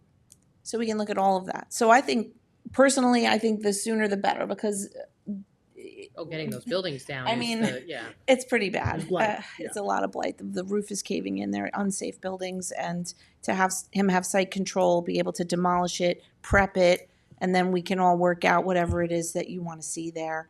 And we do have those allocations from all the work we've been doing with historical concepts Yes. And I just want to thank Joy across for, the board, everywhere, so that it's not unfair, that it's very equitably fair. Thank you, Director. I want to thank Joy as well for being here and issuing the CHF advisory opinion. I think that's really important for us. And you all look at all of these things from a non-biased, very down the line view. So I appreciate all your work. I'd like to make a motion to Joy. close. Second. May I say all in favor? All in favor? Aye. Okay. So, all right, well, thanks everyone for coming. Thank you for your presentation. I'll submit a resolution for the next town board meeting. Okay. You don't have to authorize a resolution before you tonight. Thank you. All right, Madam Clerk, would you please read the notice for the third public hearing? Public hearing number 3, to consider the acquisition of a historic preservation and conservation easement on property located at 149 South Country Road in the hamlet of Remsenburg, Spionk, and amend the Community Preservation Project Plan and the CPF Management and Stewardship Plan to include said property. This one is that we're just opening and closing because there was an issue with the notice of the public Want me to hearing, give a right? brief description? I don't No, think I we think need we'll to. just wait. Sure, that's fine. I just. It's on I page could- 55, the renotice, and then we'll take it up next time. Should we withdraw? No. Just open and close and it goes away. Move to close the public hearing? Second. All in, Rick, You have to wait check, you just have a to minute. check for comment before we do that, because you're opening it, you have to check. Oh, that's right. I don't have any cards, but I didn't ask if anybody was on Zoom. Peter, is anyone on Zoom for the third public hearing? No one has their hand up. Okay, thank you, Rick. Move to close. Second. All in favor? Aye. All right, Madam Clerk, would you please read the notice for the fourth public hearing? Public hearing number 4, to consider historic landmark designation of the site recognized as the Methodist Point Historical site located at 1040 Flanders Road, Flanders. Somebody here to talk about? Town historian?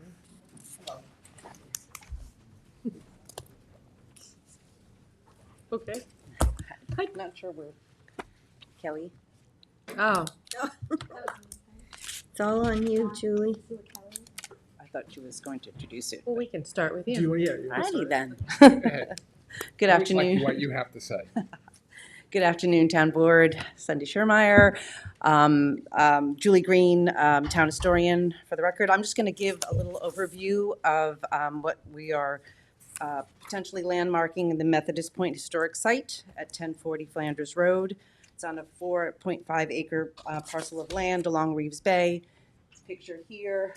The structures that we would like to put on the site are the main farmhouse, 1800, circa 1800 barn, and a small little water pumping windmill.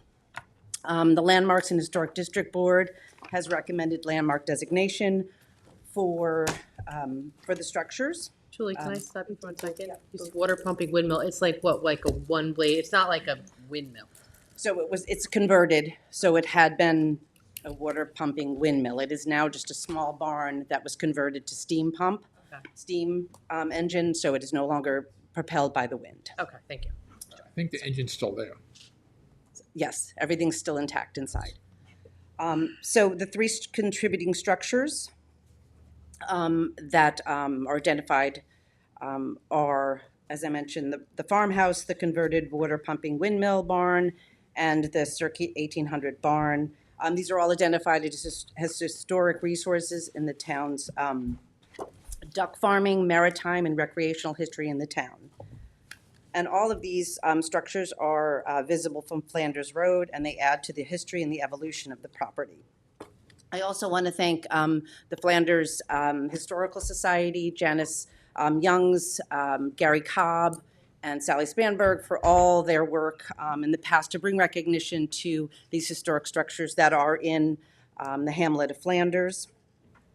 So the property is located on Otter Hole Neck, which is the colonial name in the hamlet of Flanders. It was first settled by Josiah Goodale, who was the neighbor to the east in 1760. Best known as the Methodist Point, the property's name actually dates back to Captain Charles Smith, a coastal trader and his family who settled in Flanders from Machias, Maine in the late 1790s. The reason for this is that Captain Smith and his wife Dorcas Smith were instrumental in the early establishment of a Methodist society on the eastern end of Long Island, specifically in the formation of the Methodist Church in Sag Harbor, New York, in 1809. Before Methodist churches were built on Long Island, members held services in their homes, stops for circuit riders who would preach along the way, and it's supposed that the Smith House that originally stood on this property served the Methodists on the western part of the town. I should also note that Charles Smith and Ellis Squires families were related by marriages. The Ellis Squires house in Hampton Bays is another landmark designated by the town. Charles Smith was a coastal trader and operated out of Reeves Bay as a part of the town's maritime economy of shipping produce and cordwood. The captain died in 1835.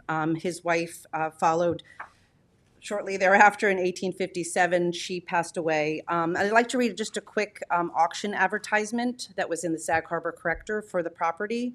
And it says that very pleasant and romantically situated homestead, the late resident of Captain Charles Smith, deceased, at Flanders in the town of Southampton, and consisting of about 25 acres of land, on which is a comfortable dwelling house, barn, and orchard, and a never-failing spring near the door. The place is particularly valuable for the privileges that surround it, such as fishing, eeling, etc., and being nearly surrounded by water, and as you can see, it's a nice point. Charles and Dorcas Smith are buried in the Flanders Cemetery along with some of their other family members. In 1858, the 25-acre farm was sold to John L. Griffin for $675. In 1884, John's son Samuel Griffin established on the site the first duck farm in Flanders. And after a few years, taking advantage of the influx of summer visitors due to the arrival of the Long Island Railroad, Samuel built a large farmhouse to accommodate summer boarders throughout the early 20th century, as well as continue to duck farm the property, use the farm as a property as a duck farm. Excuse me. The duck farm passed down to Samuel's daughter Blanche and her husband Thomas Irving Havens in the early 20th century and was operated as the Griffin and Havens Duck Farm. This farm became so successful that another farm opened on the western part of Otter Hole Neck. We can't see it here, but that is the home of the big duck that was Carl Neighbor's Duck Farm, and that's one of our most iconic landmarks in Flanders. on Long Island, I would say. However, with the decline of the duck industry due to many factors, and Haven's death in 1966, duck farming ceased on the point. His widow Blanche Havens died in 1975, and the property, after nearly 120 years, passed out of the Griffin family. With the potential landmarking of the three structures, the 1890 main farmhouse, which is part of the early duck farm history, as well as recreation and tourism as a boarding house, the circa 1890 converted water pumping windmill, and the circa 1800s barn, which is the last remaining vestige of the Smiths' ownership. The community preservation plans to restore the property to its rightful place in Flanders and to honor Southampton's diverse history. And Julie, there was a work session on this, right? Right. We had.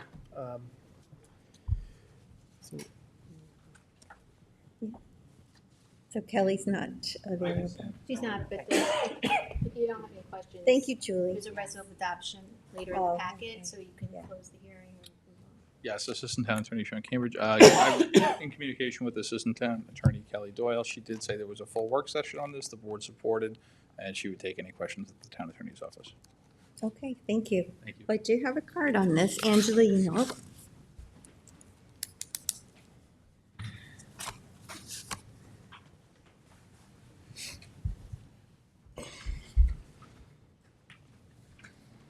Good afternoon, guys. Hi, Angela. Hi, Supervisor and members of the board. Yes, State your name for the record. Yes, Angela Yunwald, Okay. President of Franca, Flanders Riverside Northampton Community Association.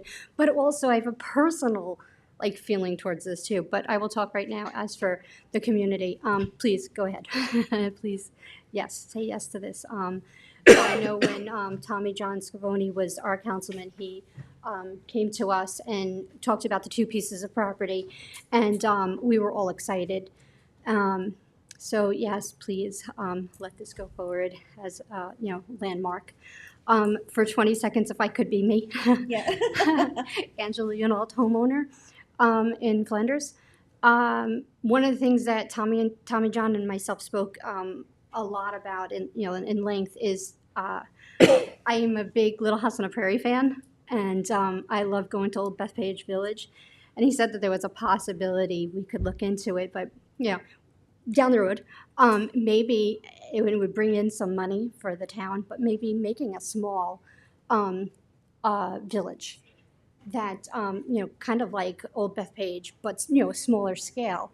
And so me, Little House on the Prairie person, I'm excited for this to see what the future holds for us. And it's like a walk from where I live. Yeah, you never know what the future holds, Yes, right? exactly. So thank you, guys. Thank you for Thank you. supporting the project. Thanks for coming up. Peter, is there anyone on Zoom? No one. All right, well, if the board doesn't have any other questions, I move to close the public hearing. Second? All in favor? Aye. Thanks again for the report, Julie and Angela. All right.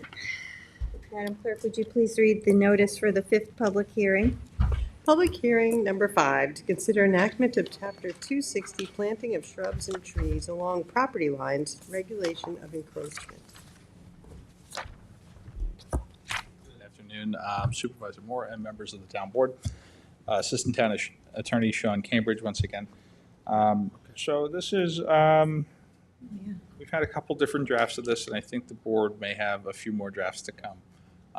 It's, the supervisor can definitely speak to that, but I think today's purpose is to engage the public and kind of get a group brainstorming session. There have been some issues pointed out with the draft that's on the floor, and some ideas floated. So we're here today to engage folks in the legislative process, hear their comments, and maybe go back to the drawing board a little bit. Sean, if I may, I just want to say that this has gone through a couple of iterations, as you kind of alluded to. We took out the provision of the 5-foot buffer rule, which was a big concern from the public. So there has been concerted engagement with listening to some of the public and trying to figure out how to best approach this legislation. Would you agree? I'd say that's definitely correct. We've reached out to some of our partners at Association of Towns, and we're provided with some resources, and We looked at the Southampton Village Code, has a That's code on correct as point well. here. there's a hedge code in Southampton Village. I have a few copies. The supervisor and I spoke about that briefly this morning. And that might be a more feasible direction for something like this. Something like you said, a non-naturally occurring hedgerow that we could define. Right. we The could main treat feedback Similarly. I think the board's received and I've received collectively, the issue seems to be hedgerows, not other types of trees, not other vegetation. It's planted, kind of artificially arranged hedgerows seem to be the issue here. So we could certainly take another stab at this and take some of the feedback we've received along the way and draft something that the board as a whole will be happy with. Yeah, it was never meant to say that we had to get consent from the neighbors and record it. That was only a suggestion if it was to protect the person doing the planting. But, after getting some feedback, and then there was also the issue about the town exempting itself, which I didn't particularly care for, but you were saying that it's possible that it's required or there's some language that would have to go in there to qualify that. Right, so I think part of that conversation is about, in order to sue the town, you first need to file a notice of claim and point out a defect that it already exists. So we're trying to preserve our standards from town law, New York State town law. And in drafting, some of these things don't always come across the way that legislators have intended them to. So again, this is a process to engage the public, to get feedback. This is only on for a public hearing today. I think a work session moving forward would probably be appropriate. Yeah. And just to keep it simple, I mean, the whole purpose in responding to some members of the community was to say that the person doing the planting, if you should know that it's going to encumber your neighbor's property, then you should be responsible for trimming it back. That was really what was motivating the whole thing. But how we get there, I know we've had a lot of fits and starts on this one, but every time we put a proposal forward, we get input and it's taken to heart and changes occur. So it might be best if we just, if people have come today, of course, you can speak and then we'll, take it back and have another work session and work it out, try to work it out now this last time and put it forward again for one more public hearing. Because I had someone point out to me, like, they planted trees several years ago, and they planted like 5-6 feet from the boundary line because they knew the trees were going to grow. They grew more, and 10 years went by, and the roots went over the boundary lines, and the neighbor cut the roots, dug a hole on them, and the trees Kill the died. trees, yeah. Kill the trees. Is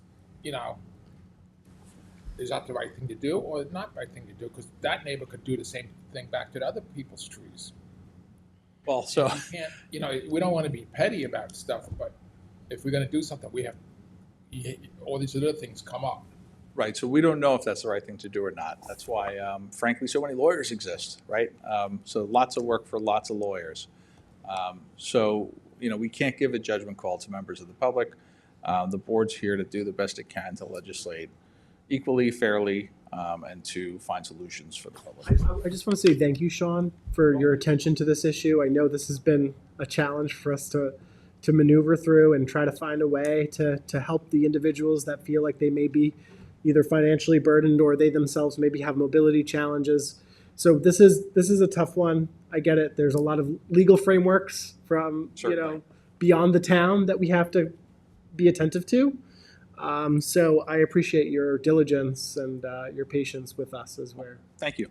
Yep. Yeah, I mean, the first rendition was, to leave a 5-foot buffer for planting, but then it became clear that, well, some plantings are not going to grow more than a few inches, and if you have 5 on each side, you've got a 10-foot alleyway, all right, so that was unworkable, so then it just, transitioned into maybe there's a way we can just shift the burden on the person planting to be responsible if there's an encroachment. But even with that, there's concerns that have been raised, so let's, take public comment and then close the hearing and, Thank you. yeah, thanks. Renotice it in whatever shape it comes forward as. Okay, so I do have one card. Steve, I'm having trouble. Jeffrey, thank you.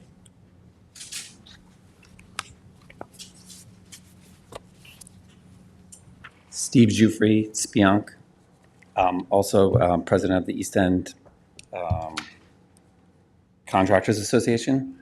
And I'd just like to, I guess, instead of speaking at everything you guys were talking about, say what a great job you've been doing with promoting planting trees, which I feel like this is actually going in the wrong direction, which I'm a little concerned about, I guess. And, as I've come here before about affordable housing and the traffic, and you guys have actually been doing things about that, and that's great. But I just feel like this law is sort of just going in the complete wrong direction, and I think we want trees, right? I mean, Oh, yeah, well, we do want people to plant trees. We And- just want you to be yeah. responsible if you're encumbering your neighbor and, that Yeah. you're responsible for what you do. For sure. And I, as also a landscaper and arborist for the last 20 years, like I see, certain trees maybe are a hazard, and I totally get that. But, we take care of like over 200 properties in the area, and pretty much everyone has a hedge or trees or something that blocks their neighbor. So I just think that, the people that can shape or trim or whatever their trees on their own side they're going to make it look the way they want to make it look. You know what I mean? I don't want my neighbor coming and trimming my trees a certain way or whatever, or, they see their side, I see my side. And I just feel like kind of the way the law is right now, whatever's on my side, I can do whatever I want with, and whatever's on their side, they can do whatever they want with. And I just don't see why are a lot of people complaining that, like, is this a huge issue, I guess? Or is this just like it seems like a very minimal thing that we're creating a much bigger problem by changing, I guess. I don't know. I'd be happy also to work with Sean if he's going to, Take another look at it. if he's going to do anything, from an arborist perspective, and maybe certain types of trees that could cause a significant damage or, to someone's house or something like that, maybe can be in this law. But I think like planting privet, like near the hedge, near the property line, is not really harming someone like significantly, and they're allowed to trim it if they want to, whatever's on their side. Actually, a privet does harm people, because if you got someone who's very wealthy and plants a privet 200 feet down their property line, and you have a regular working class person who owns the neighbor, is a neighbor to them, or older person, they might not have the time, the money, or the whereabouts to go trim a hedge down there. Sometimes 'cause they're so tall, you have to hire someone. you have to do hire it. someone.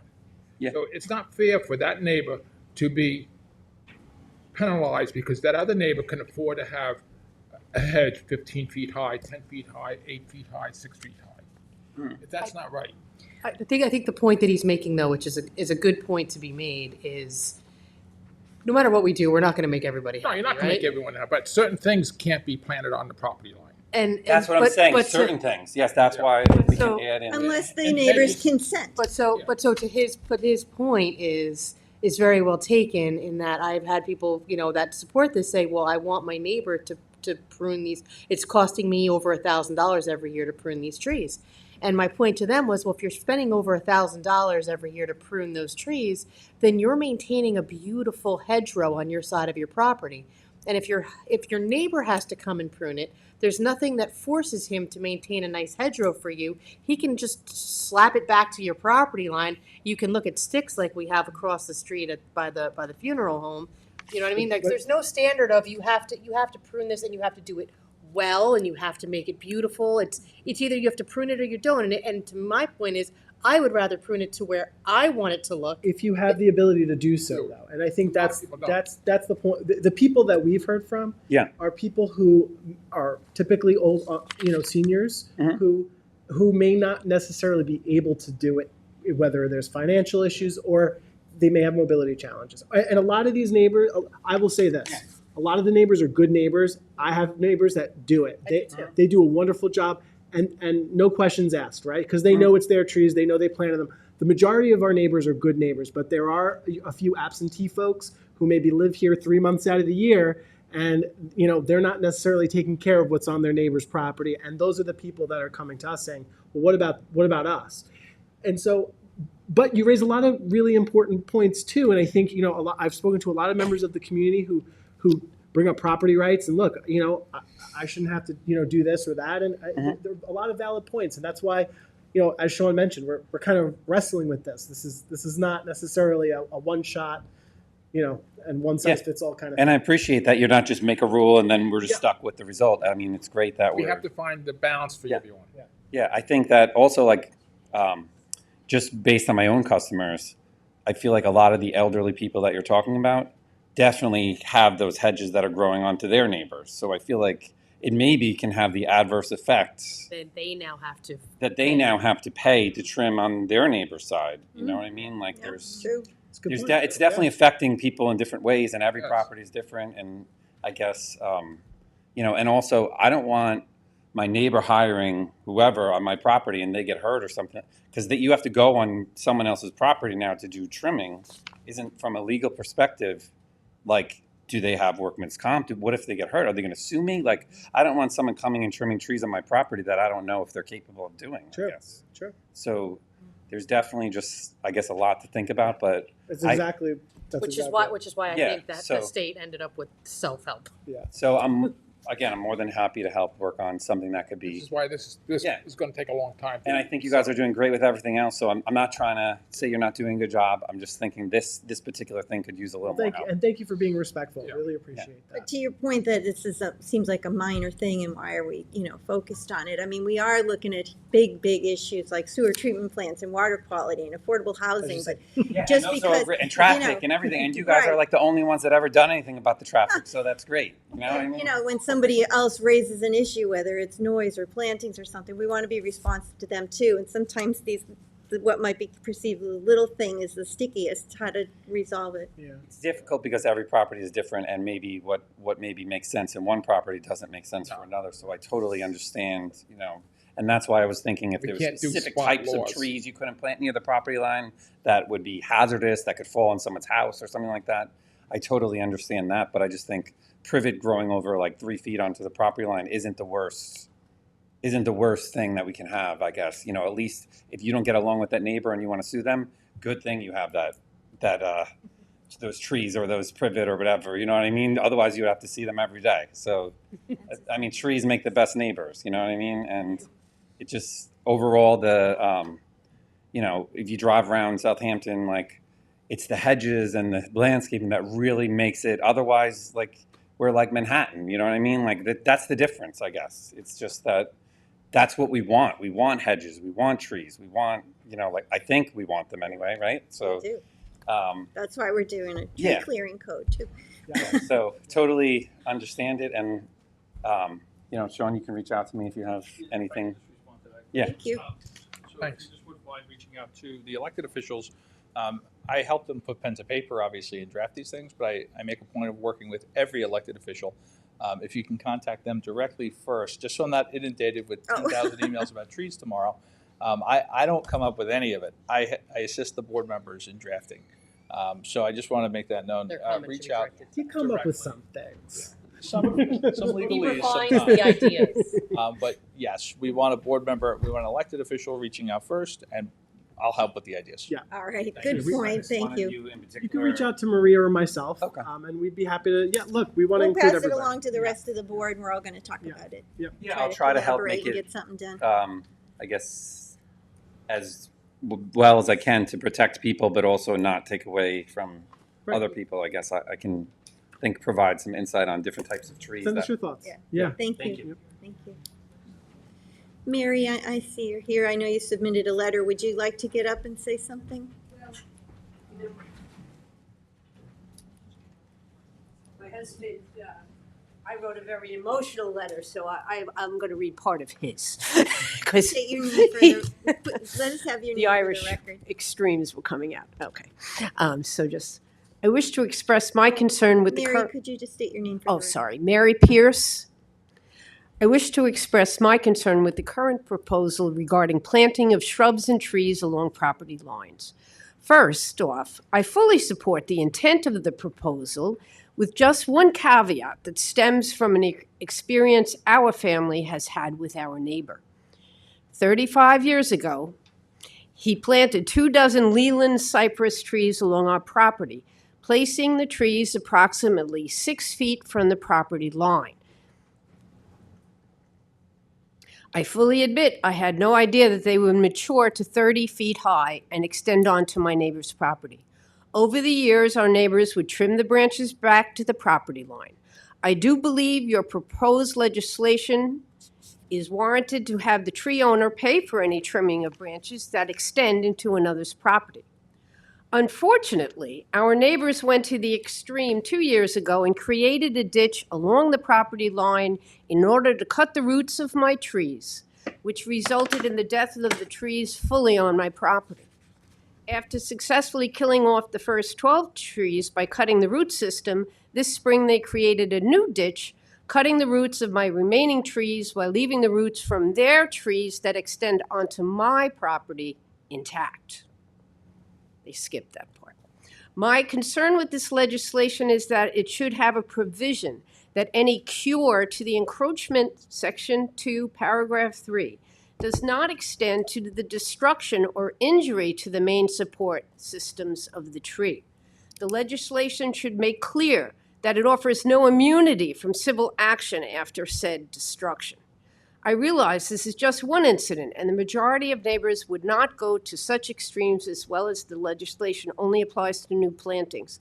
But I feel obligated to make you aware that the potential exists of the death of multitude of trees across the town in the future. That's a good point. Thank you, Mary. Thank you. Appreciate it. Thank you. Peter, is there anyone on Zoom who would like to be heard? There is. I'll bring Dorothy on.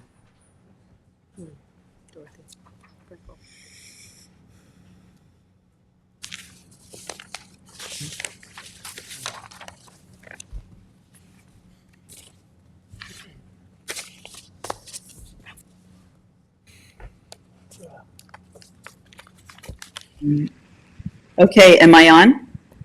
We don't see can hear her. Me?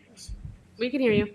We can hear you, but Okay. we can't see Dorothy. Oh, let me see why. Okay, let's see. Okay. Okay, let's see. Okay, There you are. is Hi, that working? Dorothy. Yep. Okay, hi. Okay, thank you to everyone. I know this has been a long process for the entire board here, and I really appreciate it. There are a lot of details. Both of the two speakers today had a lot of interesting things to say. I'd like to say about the contractor, because my neighbor had a contractor landscaper and put his 240 feet of trees, Crypto Maria and Green Giants, right 2 feet from the property line, with me intervening to stop it, which meant nothing. They would not push them back closer to their property. Meanwhile, within 2 years, of course, they're on my property, and I do have a fence, and they infringe right into my fence, and they don't want to take care of it. So as far as contractors, I don't think they're always, this man might have been, but many of them are not respectful of the neighbor, the adjoining neighbor. They're respectful of using every inch of property for the house that they're working on. As far as the roots, I think that's an issue we haven't thought about, really. What do you do about the roots? But when you have these very large trees coming over, it's very challenging, and it's very destructive to, if there's a fence or it's your own land or your own plantings. And I think what you did that was really terrific was push it on to the neighbor who's doing the planting to be responsible.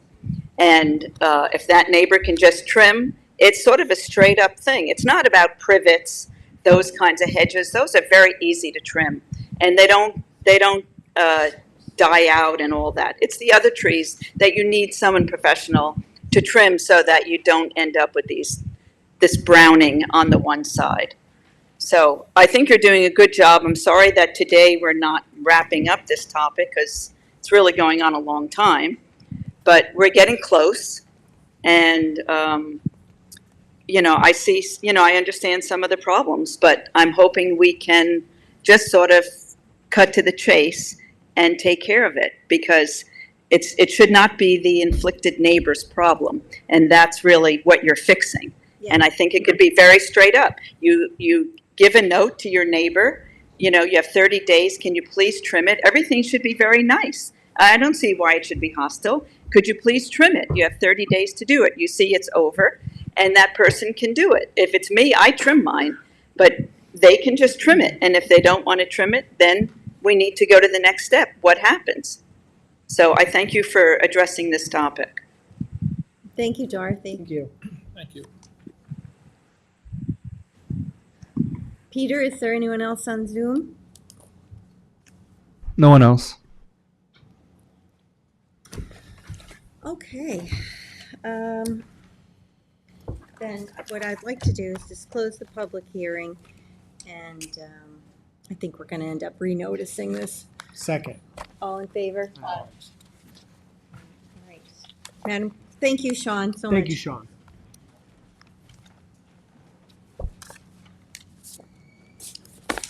And Madam Clerk, would you please read the notice for the last public hearing? Public hearing number 6, to consider the Town of Southampton Highway Department Water Quality Improvement Projects for 2025 Community Preservation Fund, CPF 20% Water Quality Improvement Project Funding.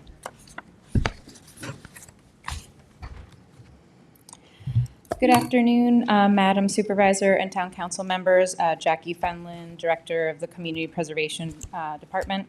And I just wanted to also announce that I have Emily Estration here, who's our Senior Environmental Analyst. She was helping me put up the numerous maps. I apologize for any disruption we might have caused, but there was 9 of them. And I just wanted to be here before you today because we are introducing 9 various projects that are stormwater and pollution abatement projects from the Highway Department. So these are internal projects for you to review.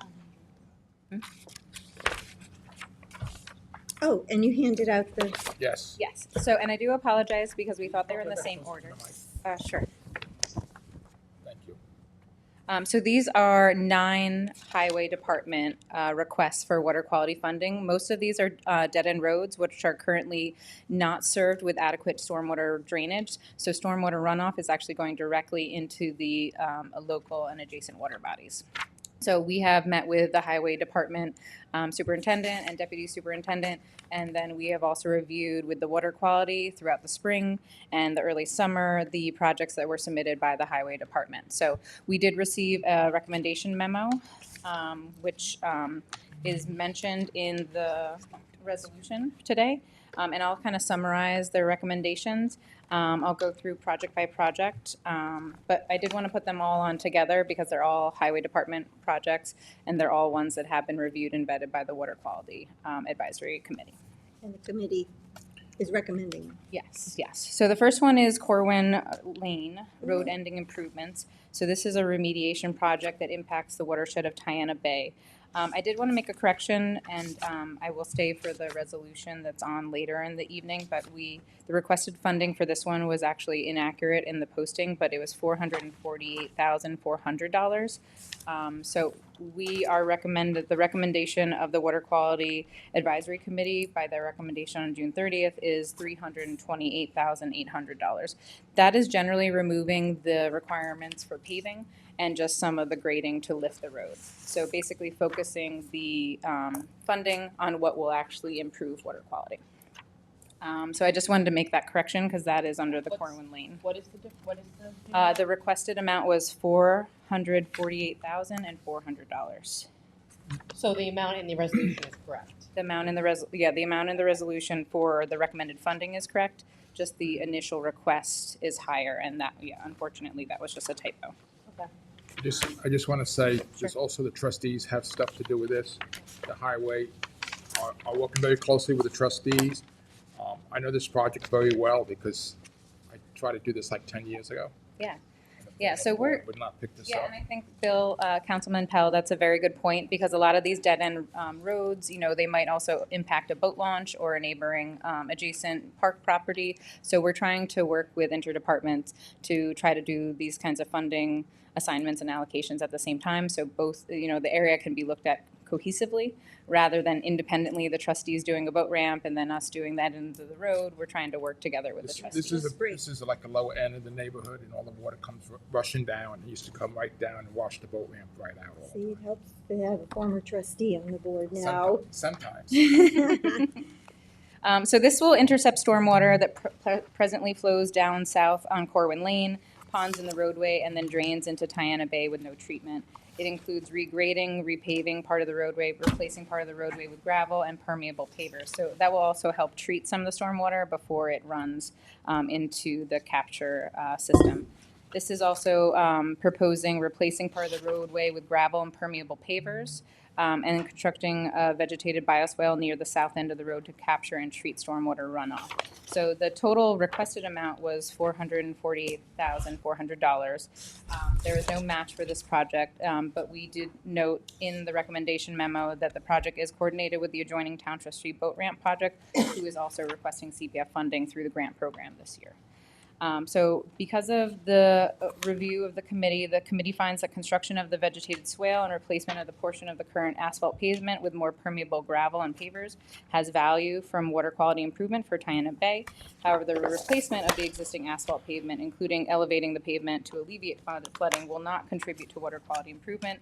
And similarly, replacing the existing guardrail, which appears intact, with a new guardrail serves no water quality purposes. That's why, therefore, we recommend funding this project in the amount of $328,800, the total project cost minus the restoration of the pavement and guardrail. This funding will enable Highway to implement these water quality improvement measures in conjunction with their regrading and repaving project. That's Corwin Lane, so I'll just point to it here. The next one we are moving to is Rose Hill Road. So this is in the reduction and remediation project type and also in the Mecox Bay watershed. They were requesting $391,640, and this is a similar adjustment due to paving, which I'll get to further on. But the recommended funding for this would be $200,140 for water quality impacts. So I'll just read through. This is basically their comments, but also has a description of the project. This is again intended to intercept stormwater that presently flows down Rose Hill Road and ponds up on the adjacent road before draining into Mecox Bay with no treatment. The project includes regrading, elevating, repaving the roadway, and constructing a vegetative swale along the west side of the road to capture and treat stormwater runoff via infiltration. The stone overflow channel will be constructed at the south side of the swale to allow for excess stormwater discharge without associated erosion.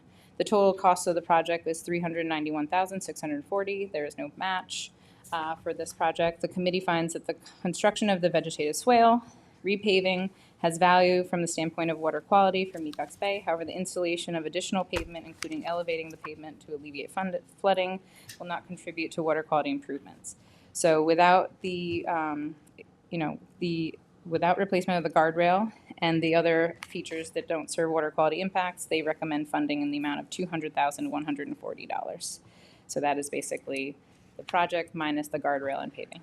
Again, this was brought to the town board like maybe 12 years ago. All right. And because this is a big road runoff into Mecox Bay. Yes. And you can see it. This would save a lot of nitrogen going into Mecox Bay. Thanks for doing this. So the bioswale is really what's the Yeah. feature that's going It's to help. basically capturing, treating, and then the bioswale, yeah. The what? Capturing and treating is being done in the bioswale. And if you have any technical questions, we do have Keith Masseria here from LK McLean. But the asphalt restoration's not included. Correct. Yeah, because essentially it's like the repaving of the road or the raising of the road is not really going to impact water quality, but the treatment, the capture, and the redirecting of stormwater will improve these water bodies. Did you have any questions? Okay. So the next one I will go to is Shore Road and Yacht Club Drive. This was referred to in the memo as Halsey Road, which is the north-south road that comes down in the Spionk-Remsenburg hamlet. So this project is also a new weir division structure, stormwater treatment system, and associated piping and outflow. So there's an existing outflow pipe that goes directly into the canal right there and is not currently being treated. And there's also ponding in this vicinity. So this is to have a planted bioswale be installed adjacent to the road and store excess stormwater, and a portion of the existing asphalt road will be replaced with gravel to improve stormwater and infiltration. The present stormwater accumulates on the road surface surrounding the area of the south end of Halsey Road. There is also one drainage structure and an outflow pipe that discharges untreated stormwater directly into the canal that connects to Murch's Bay.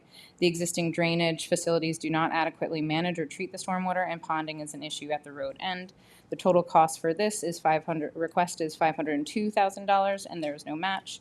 The committee finds that construction of the improved stormwater management treatment facilities is likely to result in some improvement in the water quality to the canal, into which the stormwater drains, and ultimately to Murch's Bay.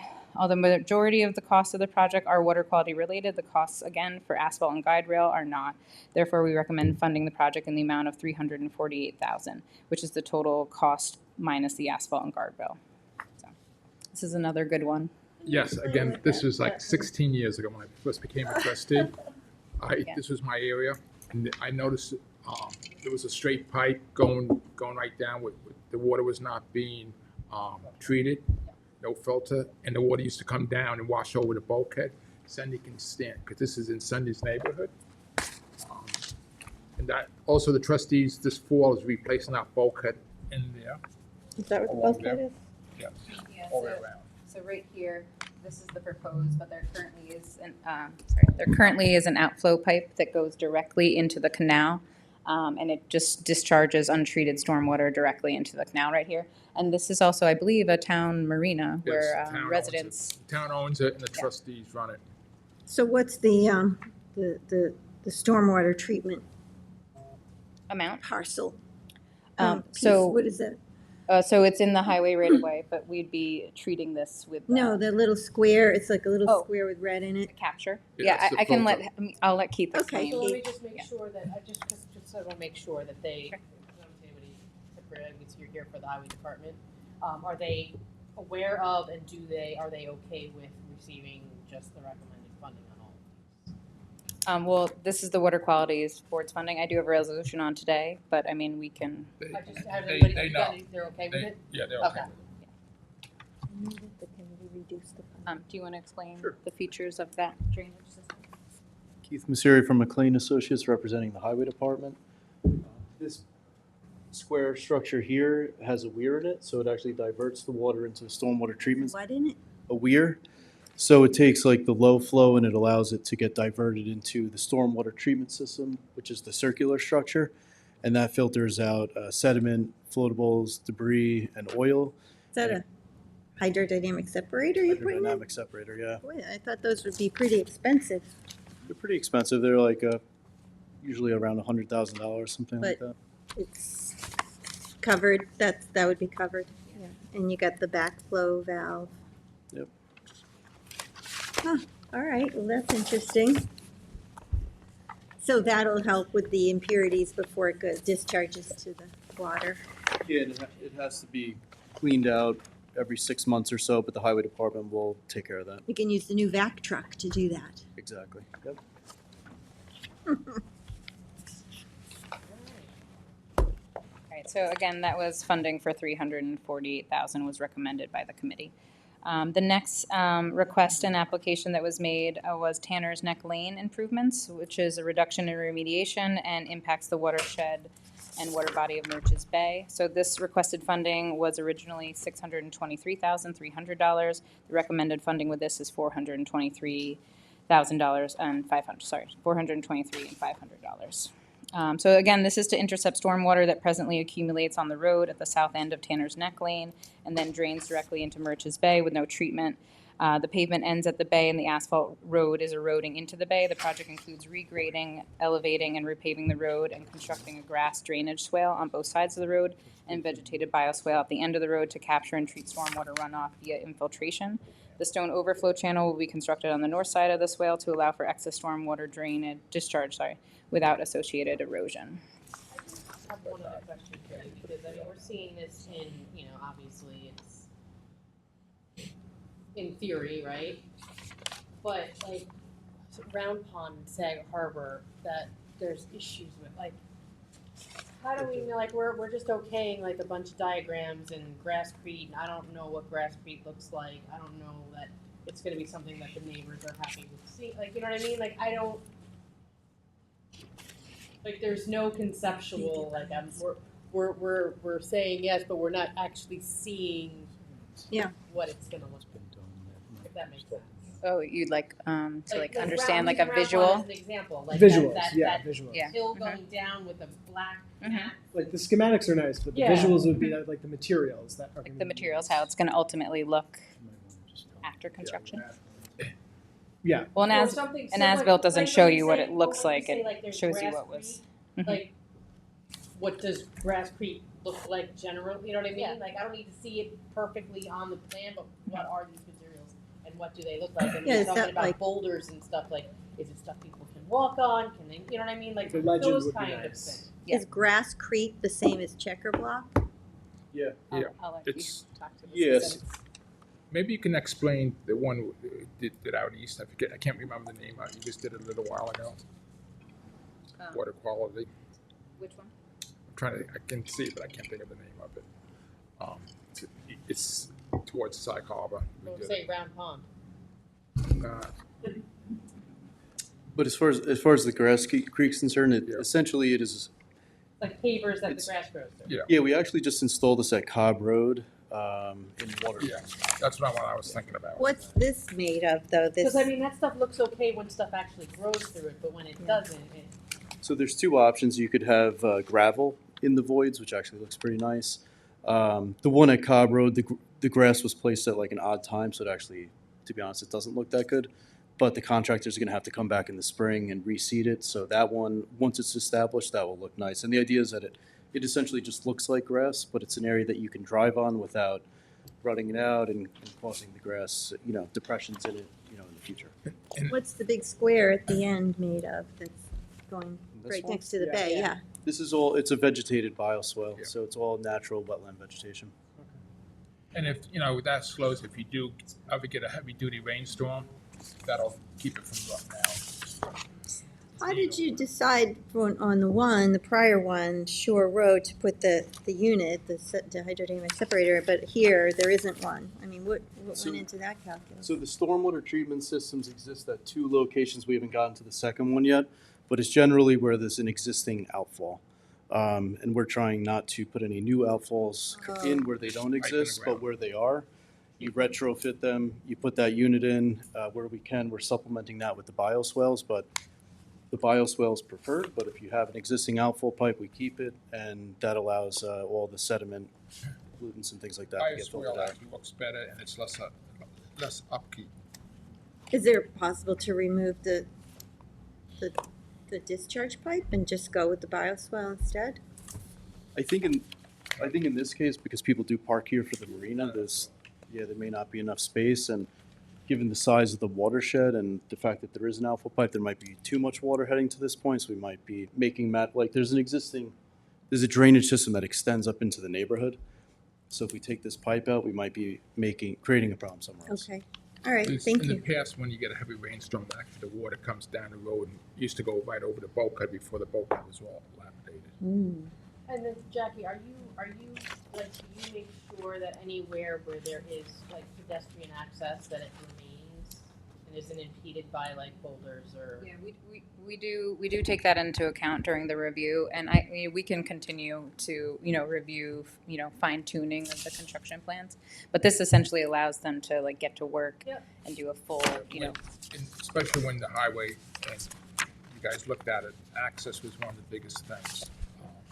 Everywhere that we're doing, we're trying to improve the access, make it more, people friendly. Yeah, and some of these road endings are crumbling already, right? So we're kind of like retreating from that shoreline or that dead end road and providing some native plantings or, trying to, But so this would, unlike the other three, this would prevent, they no longer have access, right, off of the road ending, whereas, No, you can because, still- well, you it can still says it's walk all a vegetated bioswale, this whole thing is all vegetated, so you can't walk through it.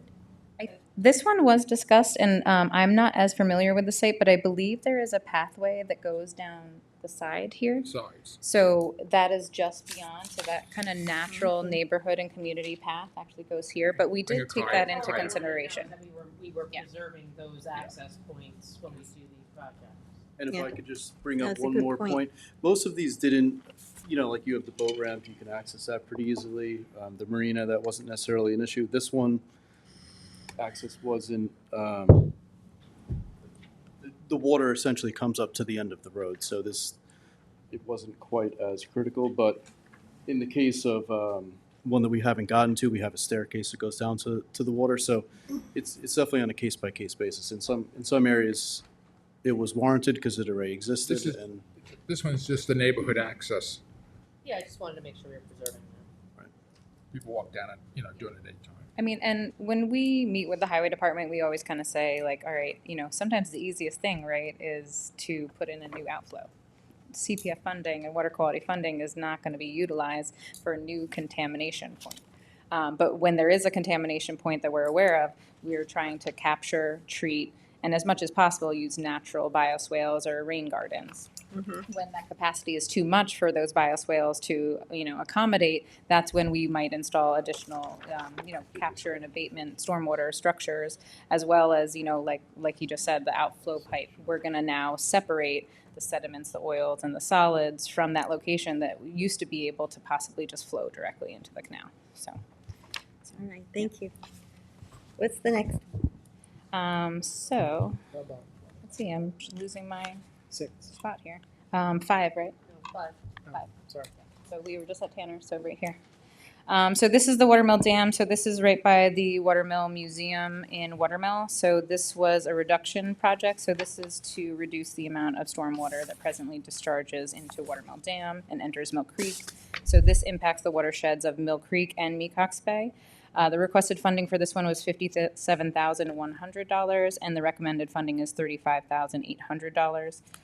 So again, this is existing stormwater which drains into Mill Creek and then impacts the water quality of Mecox Bay and receives no treatment. It includes installing sediment filters into the existing catch basins along Old Mill Road and at the dam, and then a 2-year supply of replacement filtrage cartridges is also included. So that way they can continue to maintain it, get used to basically the maintenance requirements for this. So the total, again, cost was $57,100. There was no match, but the committee finds that installation of the sediment filters into the existing stormwater catch basin is likely to result in some water quality improvement for Mill Creek and ultimately Mecox Bay. As the benefit of this project must last for 5 years, we recommended funding additional supply of filters, the estimated of $8,700, so that water quality improvement lasts for at least 5 years. The committee also found that some of the proposed project tasks associated costs, including surveying, base mapping, permitting, plans, and design, are not necessary for this project, which involves simply installing the inserts into the existing catch basins.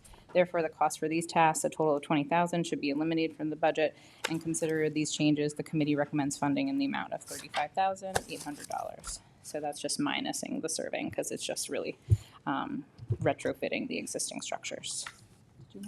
Do we have those sediment filters throughout the town on different things? I mean, or is this a new? Would probably be better Yeah. to see if we've More utilized it labor somewhere else. intensive now. Yeah, not that I'm aware of. I think this is somewhat new to the town. We do a lot of work with the town of Hempstead, and this product is something that they use regularly. It's an alternative to the stormwater treatment system. It's a centralized unit versus decentralized. So if you have a few isolated catch basins, you'll be able to install these at a much less expensive rate than the other unit. But in the case of the other jobs, the bigger stormwater treatment system is good for larger watersheds. In this case, it's a very isolated area. Thank you. Were there any other questions on that one? The next one is the Whalebone Landing Road water quality improvements. So this is a remediation project, and it affects the watershed of Little Peconic Bay. The requested funding on this project was $444,300. This was also recommended funding in the full amount. Yes. Sorry, going page to page. So this is removing 2 existing stormwater outfall pipes and installing new weir diversion structures, stormwater treatment system, which is the downstream defender, and associated piping and outfall pipe at the west end of Whalebone Landing Road.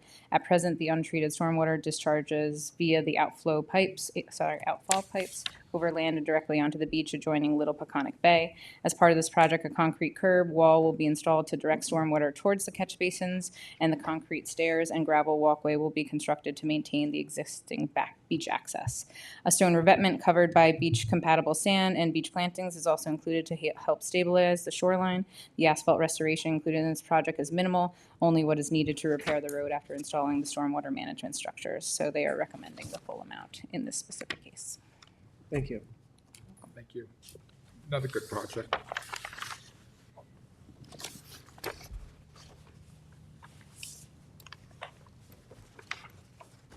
And if there's no other questions, I'll go to the last 3. And I just wanted to note that the last 3, we had a productive Zoom meeting, but with all of these are very sensitive, as well as they impact, certain wildlife and aquatic species. So what has happened here, and we've talked to Highway Department as well as their engineers and consultants, but what we're doing is we're going to try to, we've already coordinated with the Peconic Estuary Program, but we're going to recommend funding of engineering for these 3. So Of what? instead of, and just the engineering and design phase for these. We have to, before we go farther, we have to look at the plan, make sure we're doing it very carefully.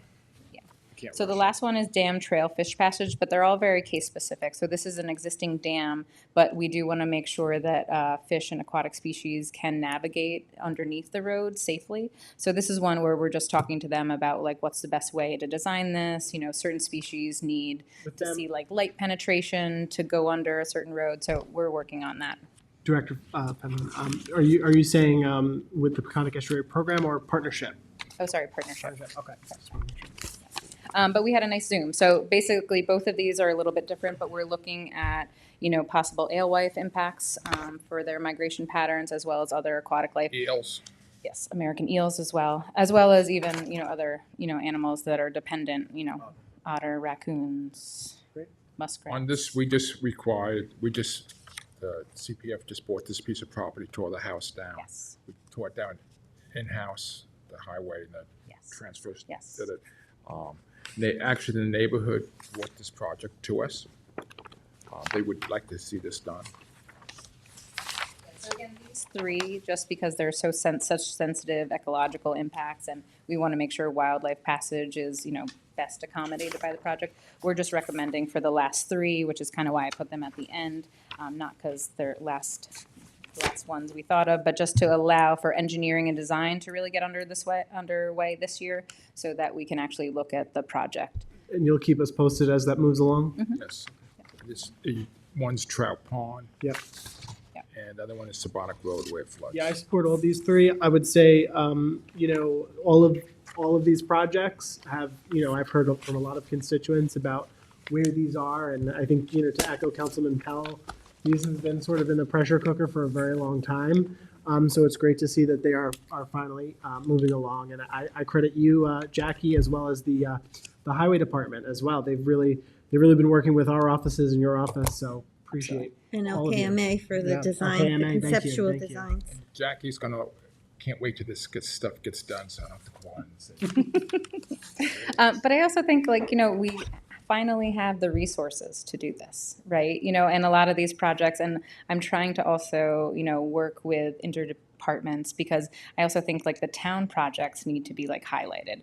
A lot of the earlier grant rounds, we were getting a lot of private, non-profit, and villages and fellow municipalities, but we also really need to look at our own highway system, our drainage systems, and just be smarter about the way we implement things. So we had an initial meeting, I think it was in January of this year, to see which ones would qualify and which ones really don't, or just more repaving or drainage projects. So we've been working really closely with them, but I think it will impact the water quality for years to come. So let's lead by example, essentially, is what I'm saying.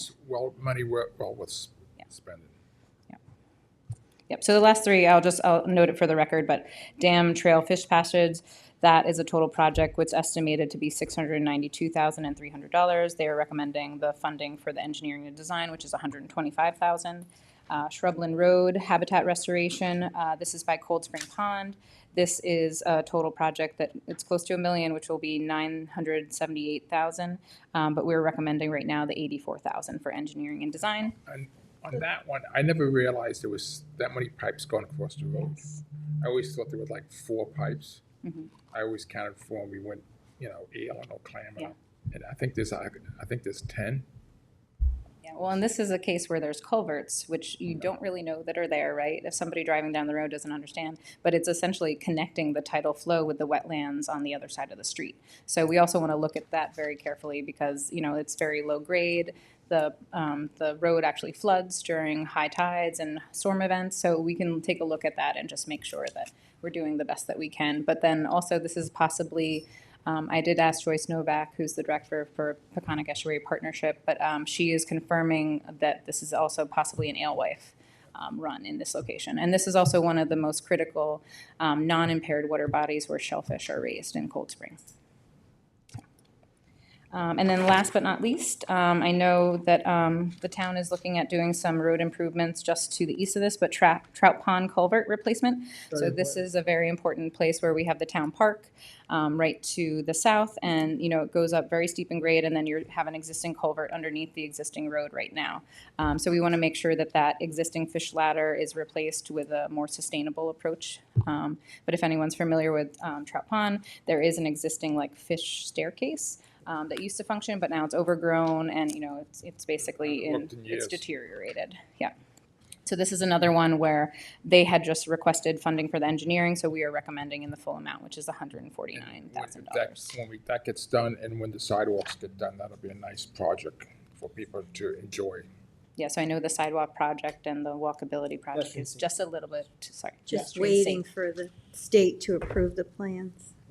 So it's my Yes. understanding. So this is just to the west of that. And I will say that's actually a good point. I want to say that a lot of the community that lives in and around Trout Pond, they're very much looking forward to the sidewalk so that they can be able to access it safely because Noyak Road is difficult to traverse. It is, absolutely. So these engineering costs are part of the total project cost. So if they come back, it'll be, the 692 less the 125 we already funded. It'll just be for the construction and project implementation costs. Yeah.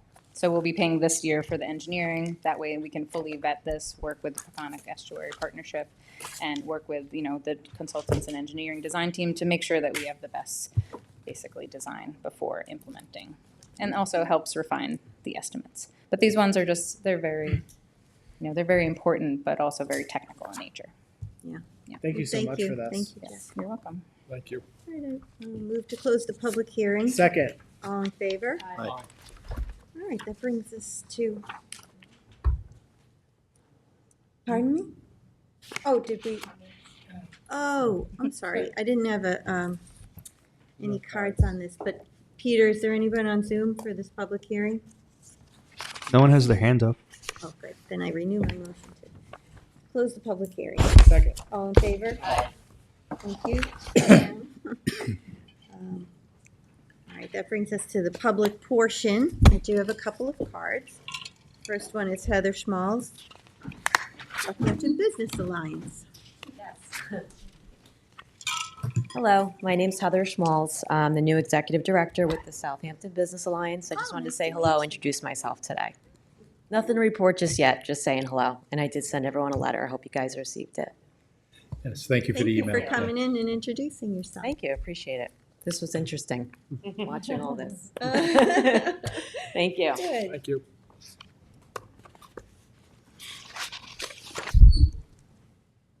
Well, of course, let us know if the business community has any thoughts on what we can be doing to be more helpful. In that regard, we're always open to suggestions. Okay. All right, next is Catherine. Catherine, help me pronounce your last name. Galucci. It's easier than it looks. It is. Second G. I'm glad I didn't try. Good afternoon. Thank you for allowing me to speak today. I returned today after listening to your work session last week to add a few more comments for review. While I do not agree with an 11-hour workday, I respect your concerns and can appreciate your compromise to end work at 6 p.m. with no work on Sundays or federal holidays. Regarding your apprehension on the quality of life issues, restricting demolition and exterior construction on Saturdays and Sundays during July and August, I believe this needs more discussion. I heard it said that suggesting these restrictions are an attack on the trade and completely unfair. In reality, it is the taxpayers who are being treated unfairly. Allowing the trade to work every day of the year is completely biased to the trade. The current trade rights completely overtake homeowners' rights. Based on your reactions, with all due respect, I am certain there is no one on this board that has lived next to a construction site operating 12 hours a day, 7 days a week, for months at a time, as I have for 10 months. That allowance has created an assault on Southampton residents' peace through the constant noise and traffic. The balance between work and community tranquility is completely skewed toward the trade. Asking for 1 day a week plus 8 Saturdays in the summer for quiet days is hardly unreasonable or unfair. The relentless noise, banging, cutting, drilling, yelling, chopping, clanking, beeping, dust, hour after hour, day after day, is deeply disturbing and unsettling for those who have to listen to it. I ask also, what about our senior citizens who cannot easily escape the constant racket? This is more than an inconvenience. It is a genuine quality of life issue that must be corrected. To taxpayers that want their friends to help them build or renovate, they will be asked to be thoughtful and plan their projects before July weekends so everyone can enjoy their summer here. Concerns for tradesmen? Most of these lengthy projects are commissioned by homeowners from Manhattan, where work is limited to 8 hours a day and never on weekends for the sake of fellow residents. So their hired tradesmen here will adjust to what is best for the common good of Southampton, too. This is a summer community. Our tax-paying residents and local businesses thrive during the season, and we should protect that. Limiting noise and traffic on summer weekends is a small but meaningful step towards preserving what makes Southampton special. Thank you. Thank you. If you want, you can hand that in. Okay. Yeah, that would be good. We get copies. Somebody else stamp it. Thank you. Thanks for coming. I guess you get a copy of that letter. Peter, is anyone on Zoom? No one has their hand up. So I will just say, Catherine, thank you for coming. We are working on this. We're having internal discussions, and I think are we preparing for another work session on this topic with respect to the building permitting process? Happy to have one, yeah. Yeah, I think we're going to have another work session. I think it absolutely deserves some more attention. So we'll keep you updated on that. I actually had lunch with a friend who came out who rented a house for the month of August. Same house for the last 5 years. And when he got out, he's been listening to that 7 days a week.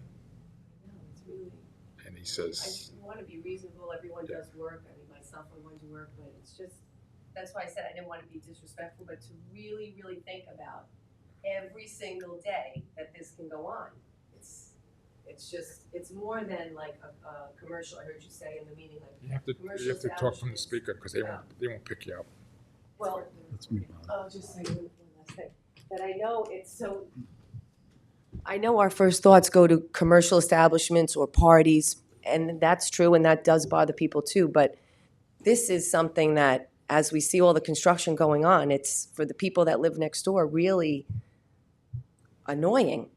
And like I could play my cell phone for you, but I know you have limited time, but I was listening to it myself as I'm listening to it live, thinking like no one would believe the noise, how loud it is, and how, I know you had mentioned about helicopters, like that's annoying too, I'm sure, but it passes by. Like to have this constant beeping, the back truck, bit forward, back, like it's really unbelievable. So I just wanted to come back hoping that you really understand where I'm coming from and other people like me. Thank you. So thank you. Thank you. I live. We actually have someone with their hands up on Zoom.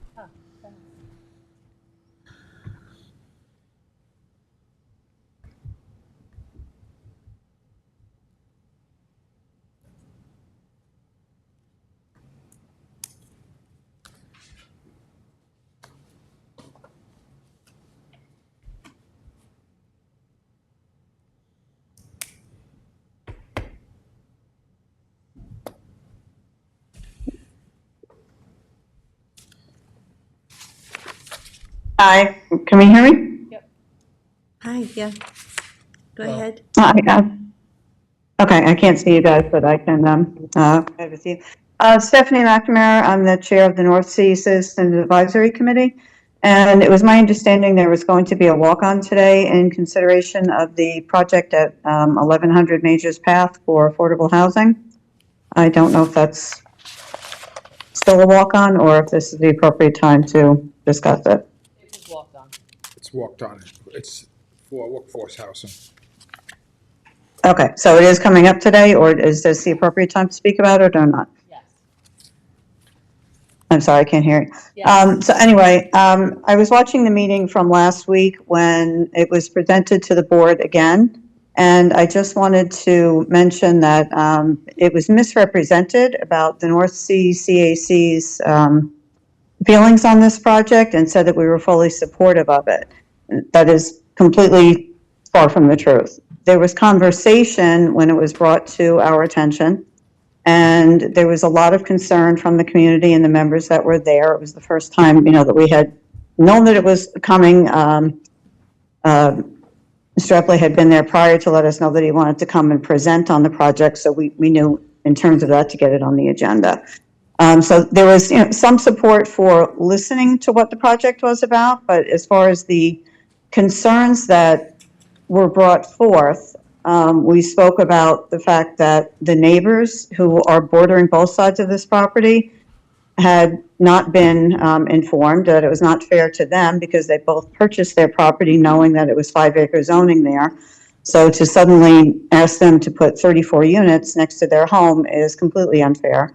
This property was zoned many years ago for 5-acre to protect the environment, to protect the aquifer. And, there's a reason we put 5-acre zoning in all those years ago. It was not so that we could turn around and put apartment buildings in residential areas. We had presented a lot of our concerns at that time, setbacks from the road, et cetera, environmental concerns, and again, just the appropriateness of it in this particular neighborhood, a residential neighborhood under 5-acre zoning. It was our understanding that they were going to come back and answer our questions, and we have heard nothing for 2 years. So honestly, we thought that this project was off the table until our last meeting in June, I think, when we heard that it was coming back up, and we, expressed to Mr. Pell that we wanted more information on this. And then it finally just came up at this last meeting. So in the meantime, thinking that this project was off the table, the Housing Authority came to the CAC looking for other projects, which, we were in favor of. We knew that Sandy Hollow was being expanded upon. And then there was a 9-house project that's going on North Sea Mecox Road. They were very positive in listening to our concerns about wanting to have single-family houses for affordable housing and not apartment buildings and complexes and townhouses and so forth, which is completely out of character with the North Sea community. And then we also approved of another, or, spoke in favor of another 4 houses going on the corner of Majors Path and North Sea Road. So at this point, to now come back and ask us to, consider 34 more houses in this residential tree-lined neighborhood is very concerning. The other thing that I was concerned over when I heard, when I listened to this meeting the other day, was there was, discussion of putting a sidewalk in the front. Again, it was reiterated, a sidewalk to where? It's a sidewalk to nowhere. But then that was followed by a comment saying, well, when the other property gets developed. So that's very concerning because it makes us wonder what's happening that we don't know about in terms of this other property being developed, and then a sidewalk would lead all the way into SYS. So we need to know what else is happening that we're not aware of. And we are definitely not in favor of putting this out there as it is. We elected at the time to have the town board consider it. But again, it was before we approved of all these other projects in North Sea. So I think that North Sea, has its share of housing. And if we're going to go ahead with housing, it needs to be single-family homes as appropriate to zoning, and not to be just willy-nilly changing 5-acre zoning on an 8-acre lot, to suddenly supporting 34 houses. The neighbors next door bought their property knowing and doing their due diligence, knowing that there could only be a single-family home built there, and to then come in a year later and find out that it's been purchased and now it's turning into this is very unfair to the community and to those neighbors. So I think that's about all I have to say at the moment. Thank you. Thank you, Stephanie. We have someone else. Did Peter say something? Yeah, we got someone else. Oh, wait, I'm sorry, Michael. Oh. Is No, there I was just- someone I was- on, Peter, or not? Yes. He Yes. said somebody else. Okay. I was under the impression that they were support. I wanted to clarify that because it's the CAC was not misrepresentative. I was at the meeting. They were asking Zach Epley. They were asking him a lot of questions, as Stephanie had said. This was at the CAC meeting. They were asking lots of very specific questions about what it was going to look like. They were asking environmental questions. And when it was explained to them that we couldn't answer those questions without electing to consider and allowing the applicant to go through the secret process to get answers to all those questions, because literally to put money into a project to get you answers to questions, I mean, you're talking about architects, you're talking about, engineers, and to put that kind of money into a project, if the board isn't even going to look at it, it's not warranted. So it was explained to them that there was an elect to consider process, and that if we did elect to consider it, they would get answers to those questions through the secret process. And at the end of that secret process, the town board is still not, obligated to support or deny a project. I mean, we've denied projects in the past at the end of that process. So it's literally just the avenue to getting the information to all the questions that they were asking. So they did support the elect to consider to get answers to those questions. Okay, thank you for clarifying that.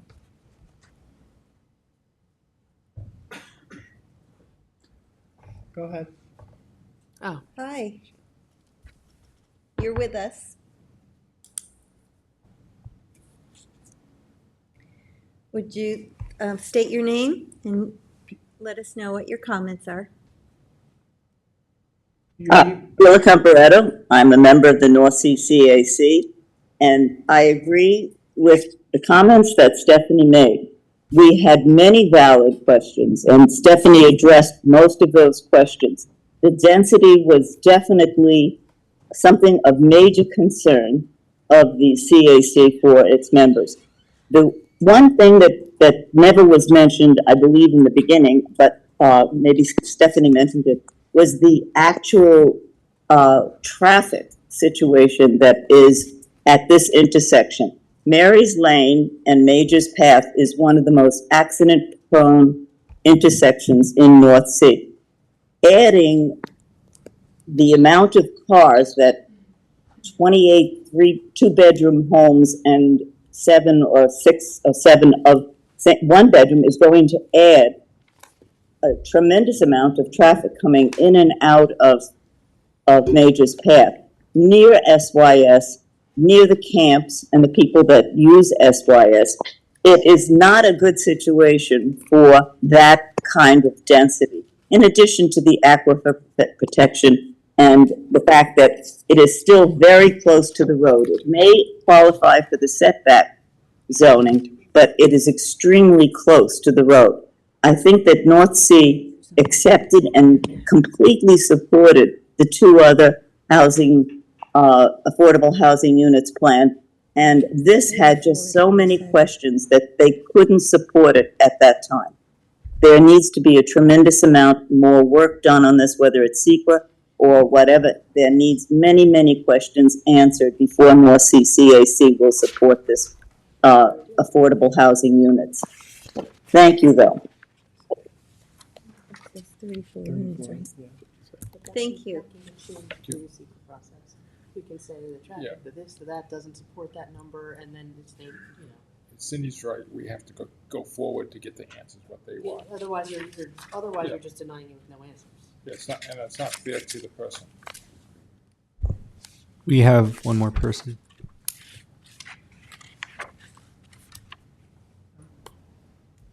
I mean, it's up to him. He might hear the pushback and say, I'm not gonna go forward. It's totally, Good afternoon. Can you hear me? Yeah, well, not the whole time. Hello. Hello. Yeah. So my name's Jonathan Orlando. I'm actually the resident that lives next to this property in question.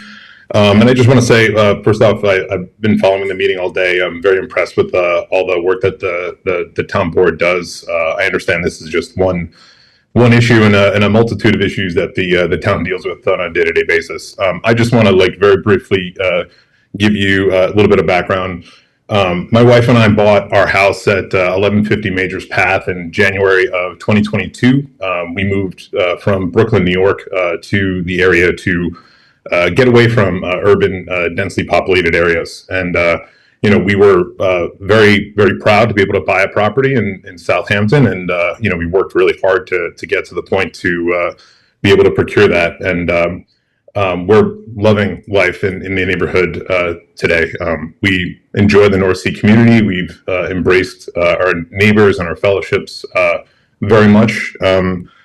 So to be clear, before I purchased my property at 1150 Majors Path, I specifically noticed that the lot behind my house was available for sale, and there was discussions talking about its purchase. I noticed based on the purchase, the listing price, right, was pretty much a lower level price with regards to the size of the lot. It's an 8-acre parcel. So, my questions came up, and I actually checked with a zoning lawyer about what the area was zoned for and how big of a property could be built there. And, my understanding is the R200 or the CR200 zoning law requires one house per 5 acres. So, I moved forward with the understanding that one day there might be a house back there, and that I can totally appreciate. Even if there was 2 houses back there, I can totally understand. So, as you can imagine, to hear that regardless about the affordable housing concept that it goes with this, which I'm totally in supportive of, to build an apartment complex, which is what this is. It's not townhouses. It's not multiple single-family homes. This is an apartment complex with 34 units being built in a wooded area next to all residential areas and single-family homes. It's alarming, right? And it's the fact that the board would even consider moving forward to the secret process with this was concerning for myself. And I provided some notes that I think were distributed to the board earlier, and I just want to raise my concern along with the other folks that mentioned it as well. That I would hope the board takes into account these things, because one of the things I'm mainly concerned about is the standard that this would set with potential developers in the area going forward. What stops a developer from buying a property that's zoned for one family, going through this process, converting it to a multifamily zone, and then building apartment complexes on single family zones, right? It sets a standard that I'm not sure that the North Sea community is in agreement with and in alignment with, and that's another one of my major concerns. So thank you for my time. Thank you. Thank you.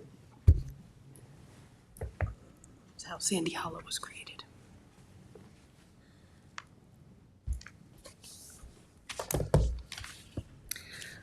Kevin, is there anyone else on Zoom?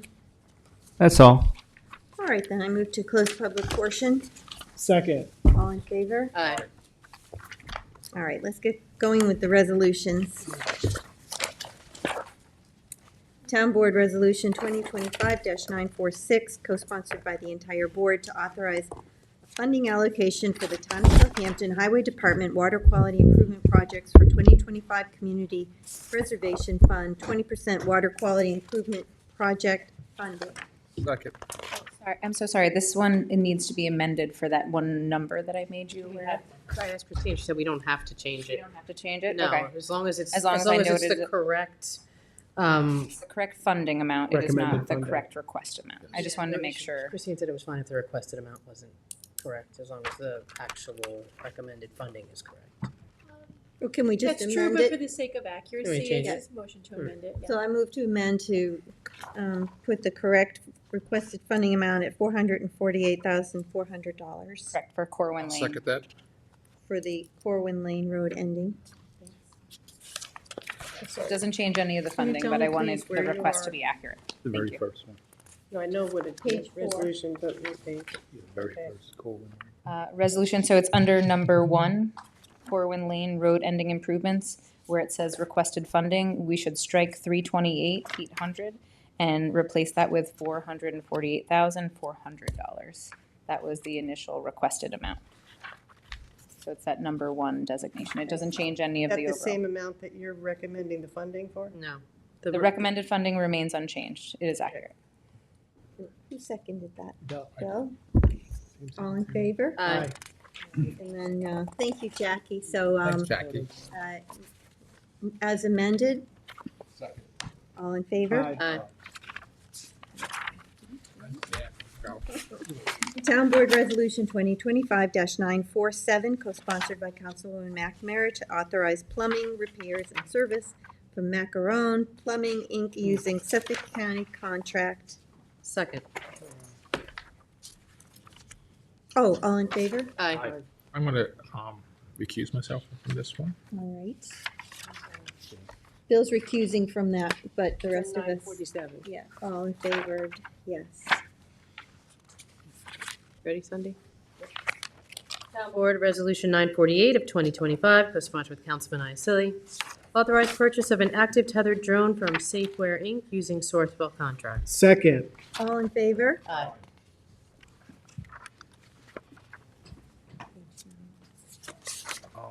I'm missing a few pages. Right there. No, I'm missing.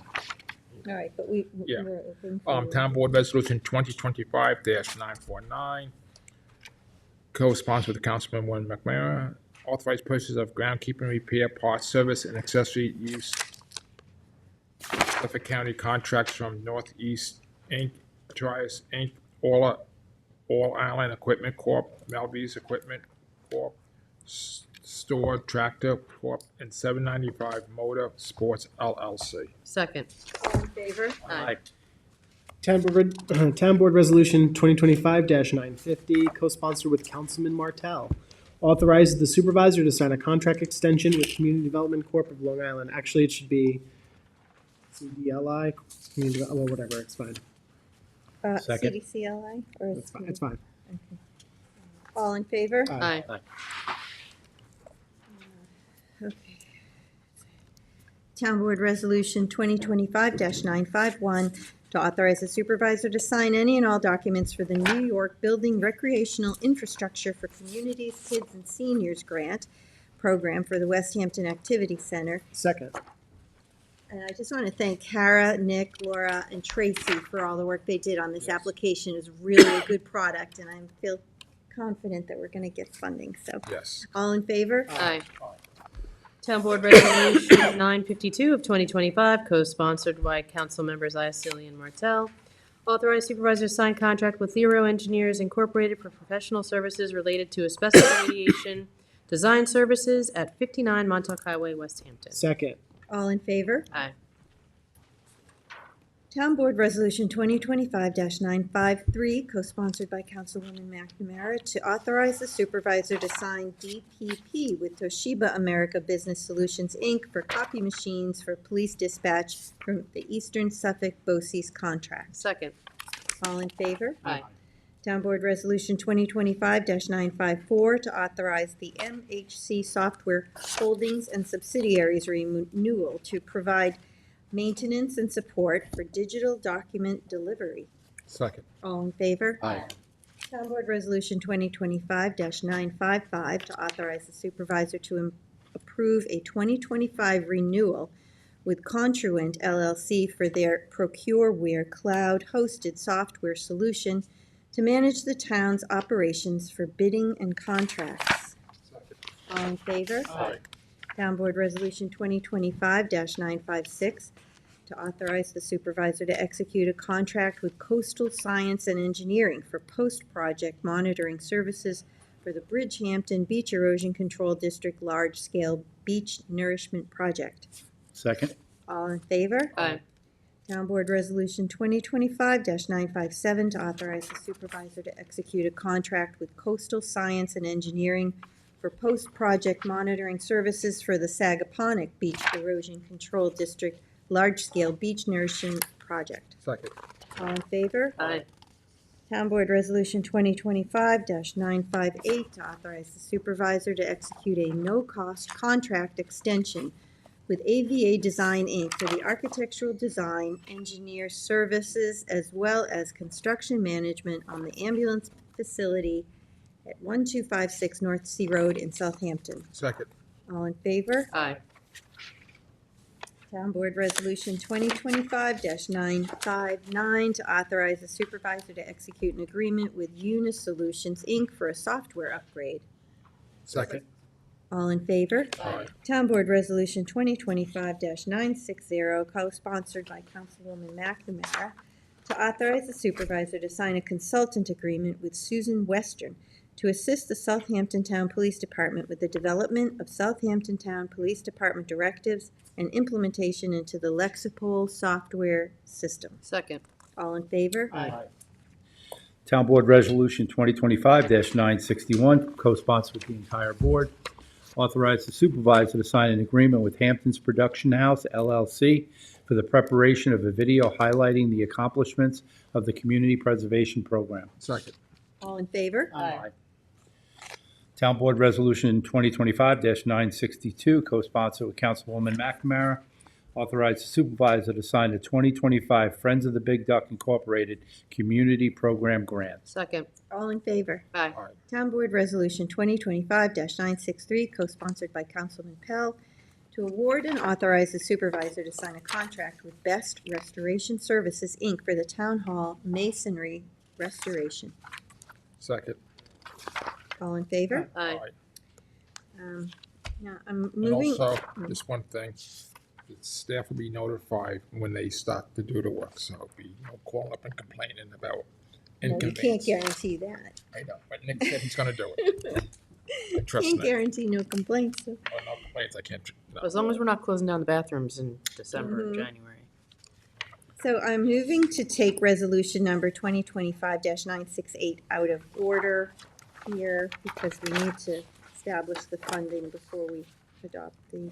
Second. All in favor? Aye. So, where is it? Page 28. 28, 29. Okay. Town Board Resolution 2025-968, co-sponsored by the entire board, to amend the 2025-2029 capital budget for the Animal Shelter Flooring and Kennels Project. Second. All in favor? Aye. Town Board Resolution 2025-964, co-sponsored by the entire board, to award and authorize the supervisor to sign a contract with Fortunato Sons Contracting, Inc. for the Southampton Animal Shelter Kennel Replacement. Second. All in favor? And I just want to say that I know before I came onto the board, Councilwoman McNamara worked with Ryan just to get the ball rolling on the funding for the grant funding. And when I came in, Councilwoman McNamara was nice enough to pass over the animal shelter over to me. And we've been working really diligently to really move this forward. It's been a challenge because there's a lot of different factors involved. The foundation is an organization. They have specific interests and specific needs. Nick from Municipal Works, as well as Tom, Ryan Murphy, Deputy Supervisor, everybody's been working together very well, and I just want to commend all of our departments for working collaboratively with the animal shelter and the animal shelter themselves. I think Executive Director Chris Tiekle is doing a great job, and I just want to commend them for working with us. And also Sean Cambridge, he's been doing a lot of Yeah. work here It's too. like we'll be able to get the animals placed. Yeah, I just and, also want to bring up the fact that they did reach out today and they put out a social media blast asking anybody who is able to or thinking about it possibly to contact them to potentially foster Yes. an animal or two so that they can get this much needed work done, so. Yeah. And we're gonna Fostering is do- a good alternative if you can't adopt, because you have just Get a certain amount of cat, time. make your kids clean the litter box, they'll never ask you for one again. And we're gonna do the kennels, the flooring, and the septic system. Yep. Get it all done at the same Yep. time. Yeah. All right, thank you. Town Board Resolution 2025-965, co-sponsored with Councilman Isola, award and authorize supervisor to execute contract with Excavate Service, Inc. for Mill Creek Boat Ramp. Second. All in favor? Aye. Town Board Resolution 2025-966 to authorize the arbitrage payment to the U.S. Treasury. Second. All in favor? Aye. Town Board Resolution 2025-967, I move to substitute with Town Board Resolution Document ID number 50640, which is, why did I put it over here? Oh, here it is.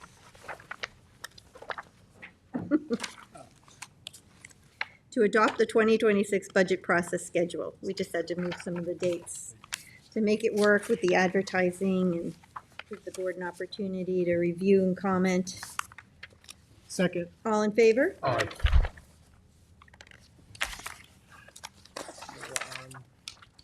Okay, Town Board Resolution 2025-969 to amend the 2025-2029 capital budget for CPF project Harbor House Sewer Systems. Second. All in favor? Town Board Resolution 2025-970, co-sponsored with Council Members Martell and McNamara. This is to authorize the use of CHF funds for the development of 12 affordable housing units at the Preserve at South Country, Quayog, New York. So I'd like to make a motion to table that to the meeting on the 26th. We're awaiting some questions. The county. Second. All in favor? Aye. I'm sorry, who moved it? You? Rick moved. You moved it. Tabling. Thank you. We'll Thank you, second the Mike. table. Yep. Town Board Resolution 2025-971, co-sponsored with Councilman Martell. Recall and amend Town Board Resolution 2025-205 to increase the funding for Youth Bureau consultant agreements. Second. All in favor? Aye. Town Board Resolution 2025-972 to authorize the settlement of litigation matter Grace M. Larson et al. Versus the Town of Southampton et al. Second. All in favor? Aye. Town Board Resolution 973 of 2025, a local law adopting amendments to Chapter 143, Article I, licensing of home improvement contractors to further refine application and appeal procedures. Second. All in favor? Aye. Town Board Resolution 2025-988 to renotice public hearing to consider the acquisition of a historic preservation and Wait conservation. a second, you're way ahead of us. Carnival. What page are we We're supposed to be on? page 44. Oh, I'm missing pages. Oh, here. Oh, what happened? Sorry. Oh, it's Cindy then. It's yours anyway. Town Board Resolution 974 of 2025, co-sponsored with council members Iacilli and Martell. Authorization of cost reimbursement waiver for Hampton-based Fire Department Carnival from July 29th to August 3rd, 2025. Second. All in favor? Aye. Town Board Resolution, is anybody else gonna aye? Town Board Resolution 975 of 2025, co-sponsored with Councilman Iacilli. Authorization of cost reimbursement waiver for the Hampton-based Fire Department Parade on July 30th, 2025, from 7 p.m. to 8:30 p.m. Second. All in favor? Aye. Town Board Resolution 976 of 2025, co-sponsored with council members Iacilli and Martell. Authorization of cost reimbursement waiver for the Greek Orthodox Church Hampton's Greek Festival from July 10th to July 13th, 2025. Second. All in favor? Aye. Aye. Town Board Resolution 977 of 2025, co-sponsored with Councilman Iacilli. Authorization of cost reimbursement waiver for the Southampton Animal Shelter Foundation's 16th Annual Unconditional Love Gala that was held on July 19th, 2025. Second. All in favor? Aye. Town Board Resolution 978 of 2025, co-sponsored with Councilman Iacilli, tent fee adjustment for the 2025 Hampton Classic. Second. All in favor?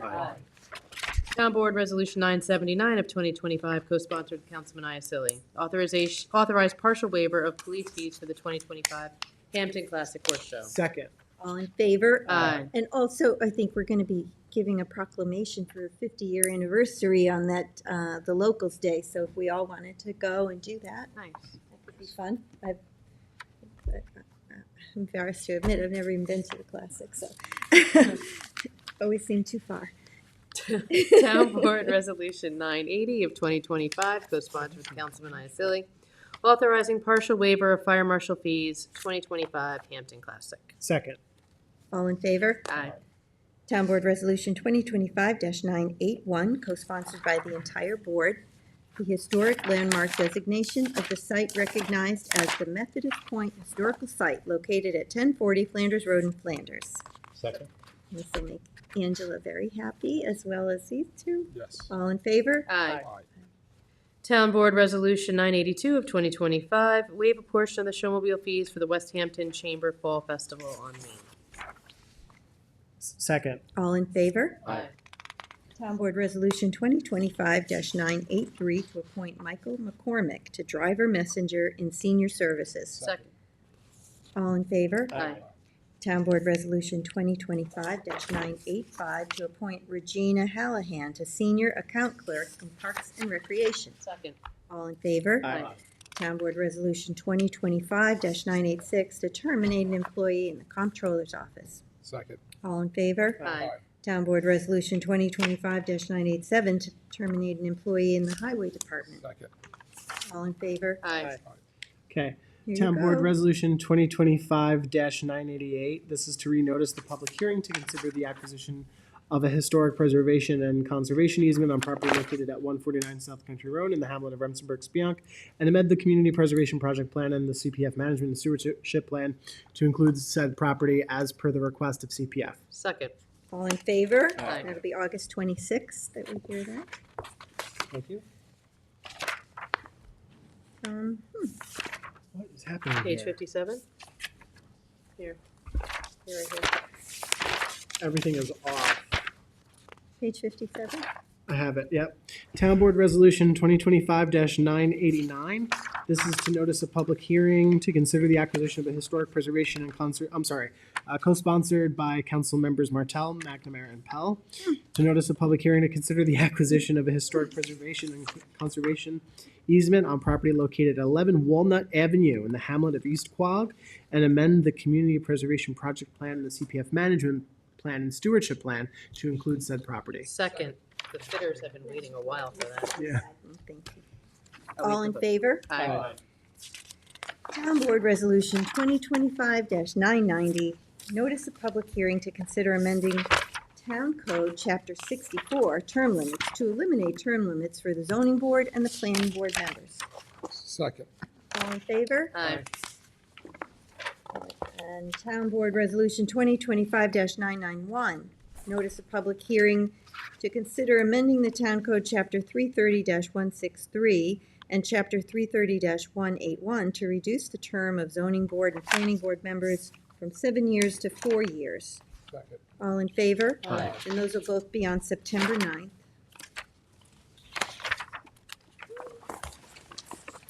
Town Board Resolution 2025-992, co-sponsored by the entire board, a notice of public hearing to consider the acquisition of 10 Ferry Road in the village of North Haven. Second. And to amend the CPF project plan and the CPF management and stewardship plan to include the property. Sorry. Second. All in favor? Aye. September 9th, that'll happen.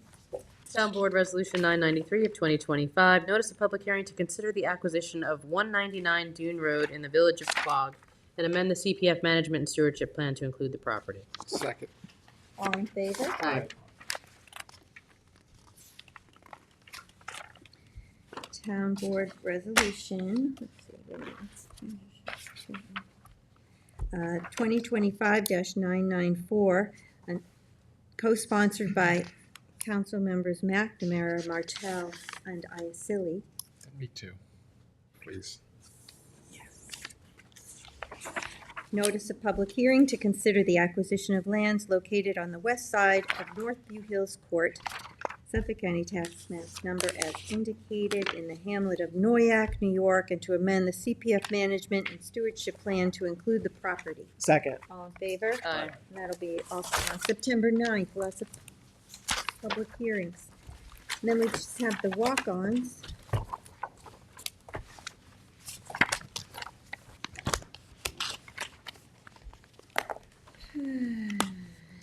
All right, Town Board Resolution ID number 49393 to commence a seeker and coordinate lead agency in connection with the change of zone application entitled Mariner Housing LLC for a change from CR 200 to multifamily on an 8.85 acre parcel in order to facilitate development of 34 units of affordable rental housing in the hamlet of North Sea. Second. All in- On the motion, I just want to say this is to start answering questions that have been brought to us. And it's also, you know, as we go through this process, we have on other projects, we have lowered the number of units. The applicant is aware that there is, you know, obviously now pushback from, you know, members of the CAC as well as property owners. So, you know, this is their money that they're putting into this process and, you know, they're gonna make that, you know, eyes developer. wide open and know that they're putting the money into this project to give us these answers and start this process, that it doesn't have a predetermined outcome. So- Yeah, and maybe, you know, maybe townhouses are the way to go, or, you know, they'll hear some of the comments that we heard tonight. All right, all in favor? Aye. All right. Town Board Resolution ID number 50636, the warrant number 15, capital number 15, CPF number 15 of August 12, 2025. Second. All in favor? Aye. Town Board Resolution ID 50638, co-sponsored with Councilman Martell, authorize the supervisor to execute a donation agreement with the Hampton-based Chamber of Commerce for a donation of 6 shell statues. Madam Clerk, may I be added to that? Sir, the whole town We- board. I yeah, we believe, already did added that. the whole Oh, town. thank you. Second? All in favor? Aye. And we did the substitution. Very good. Well, if there's no other comments, then I move to adjourn the meeting. Second. All in favor? Aye. All right, thank Thanks, everyone. Thank you.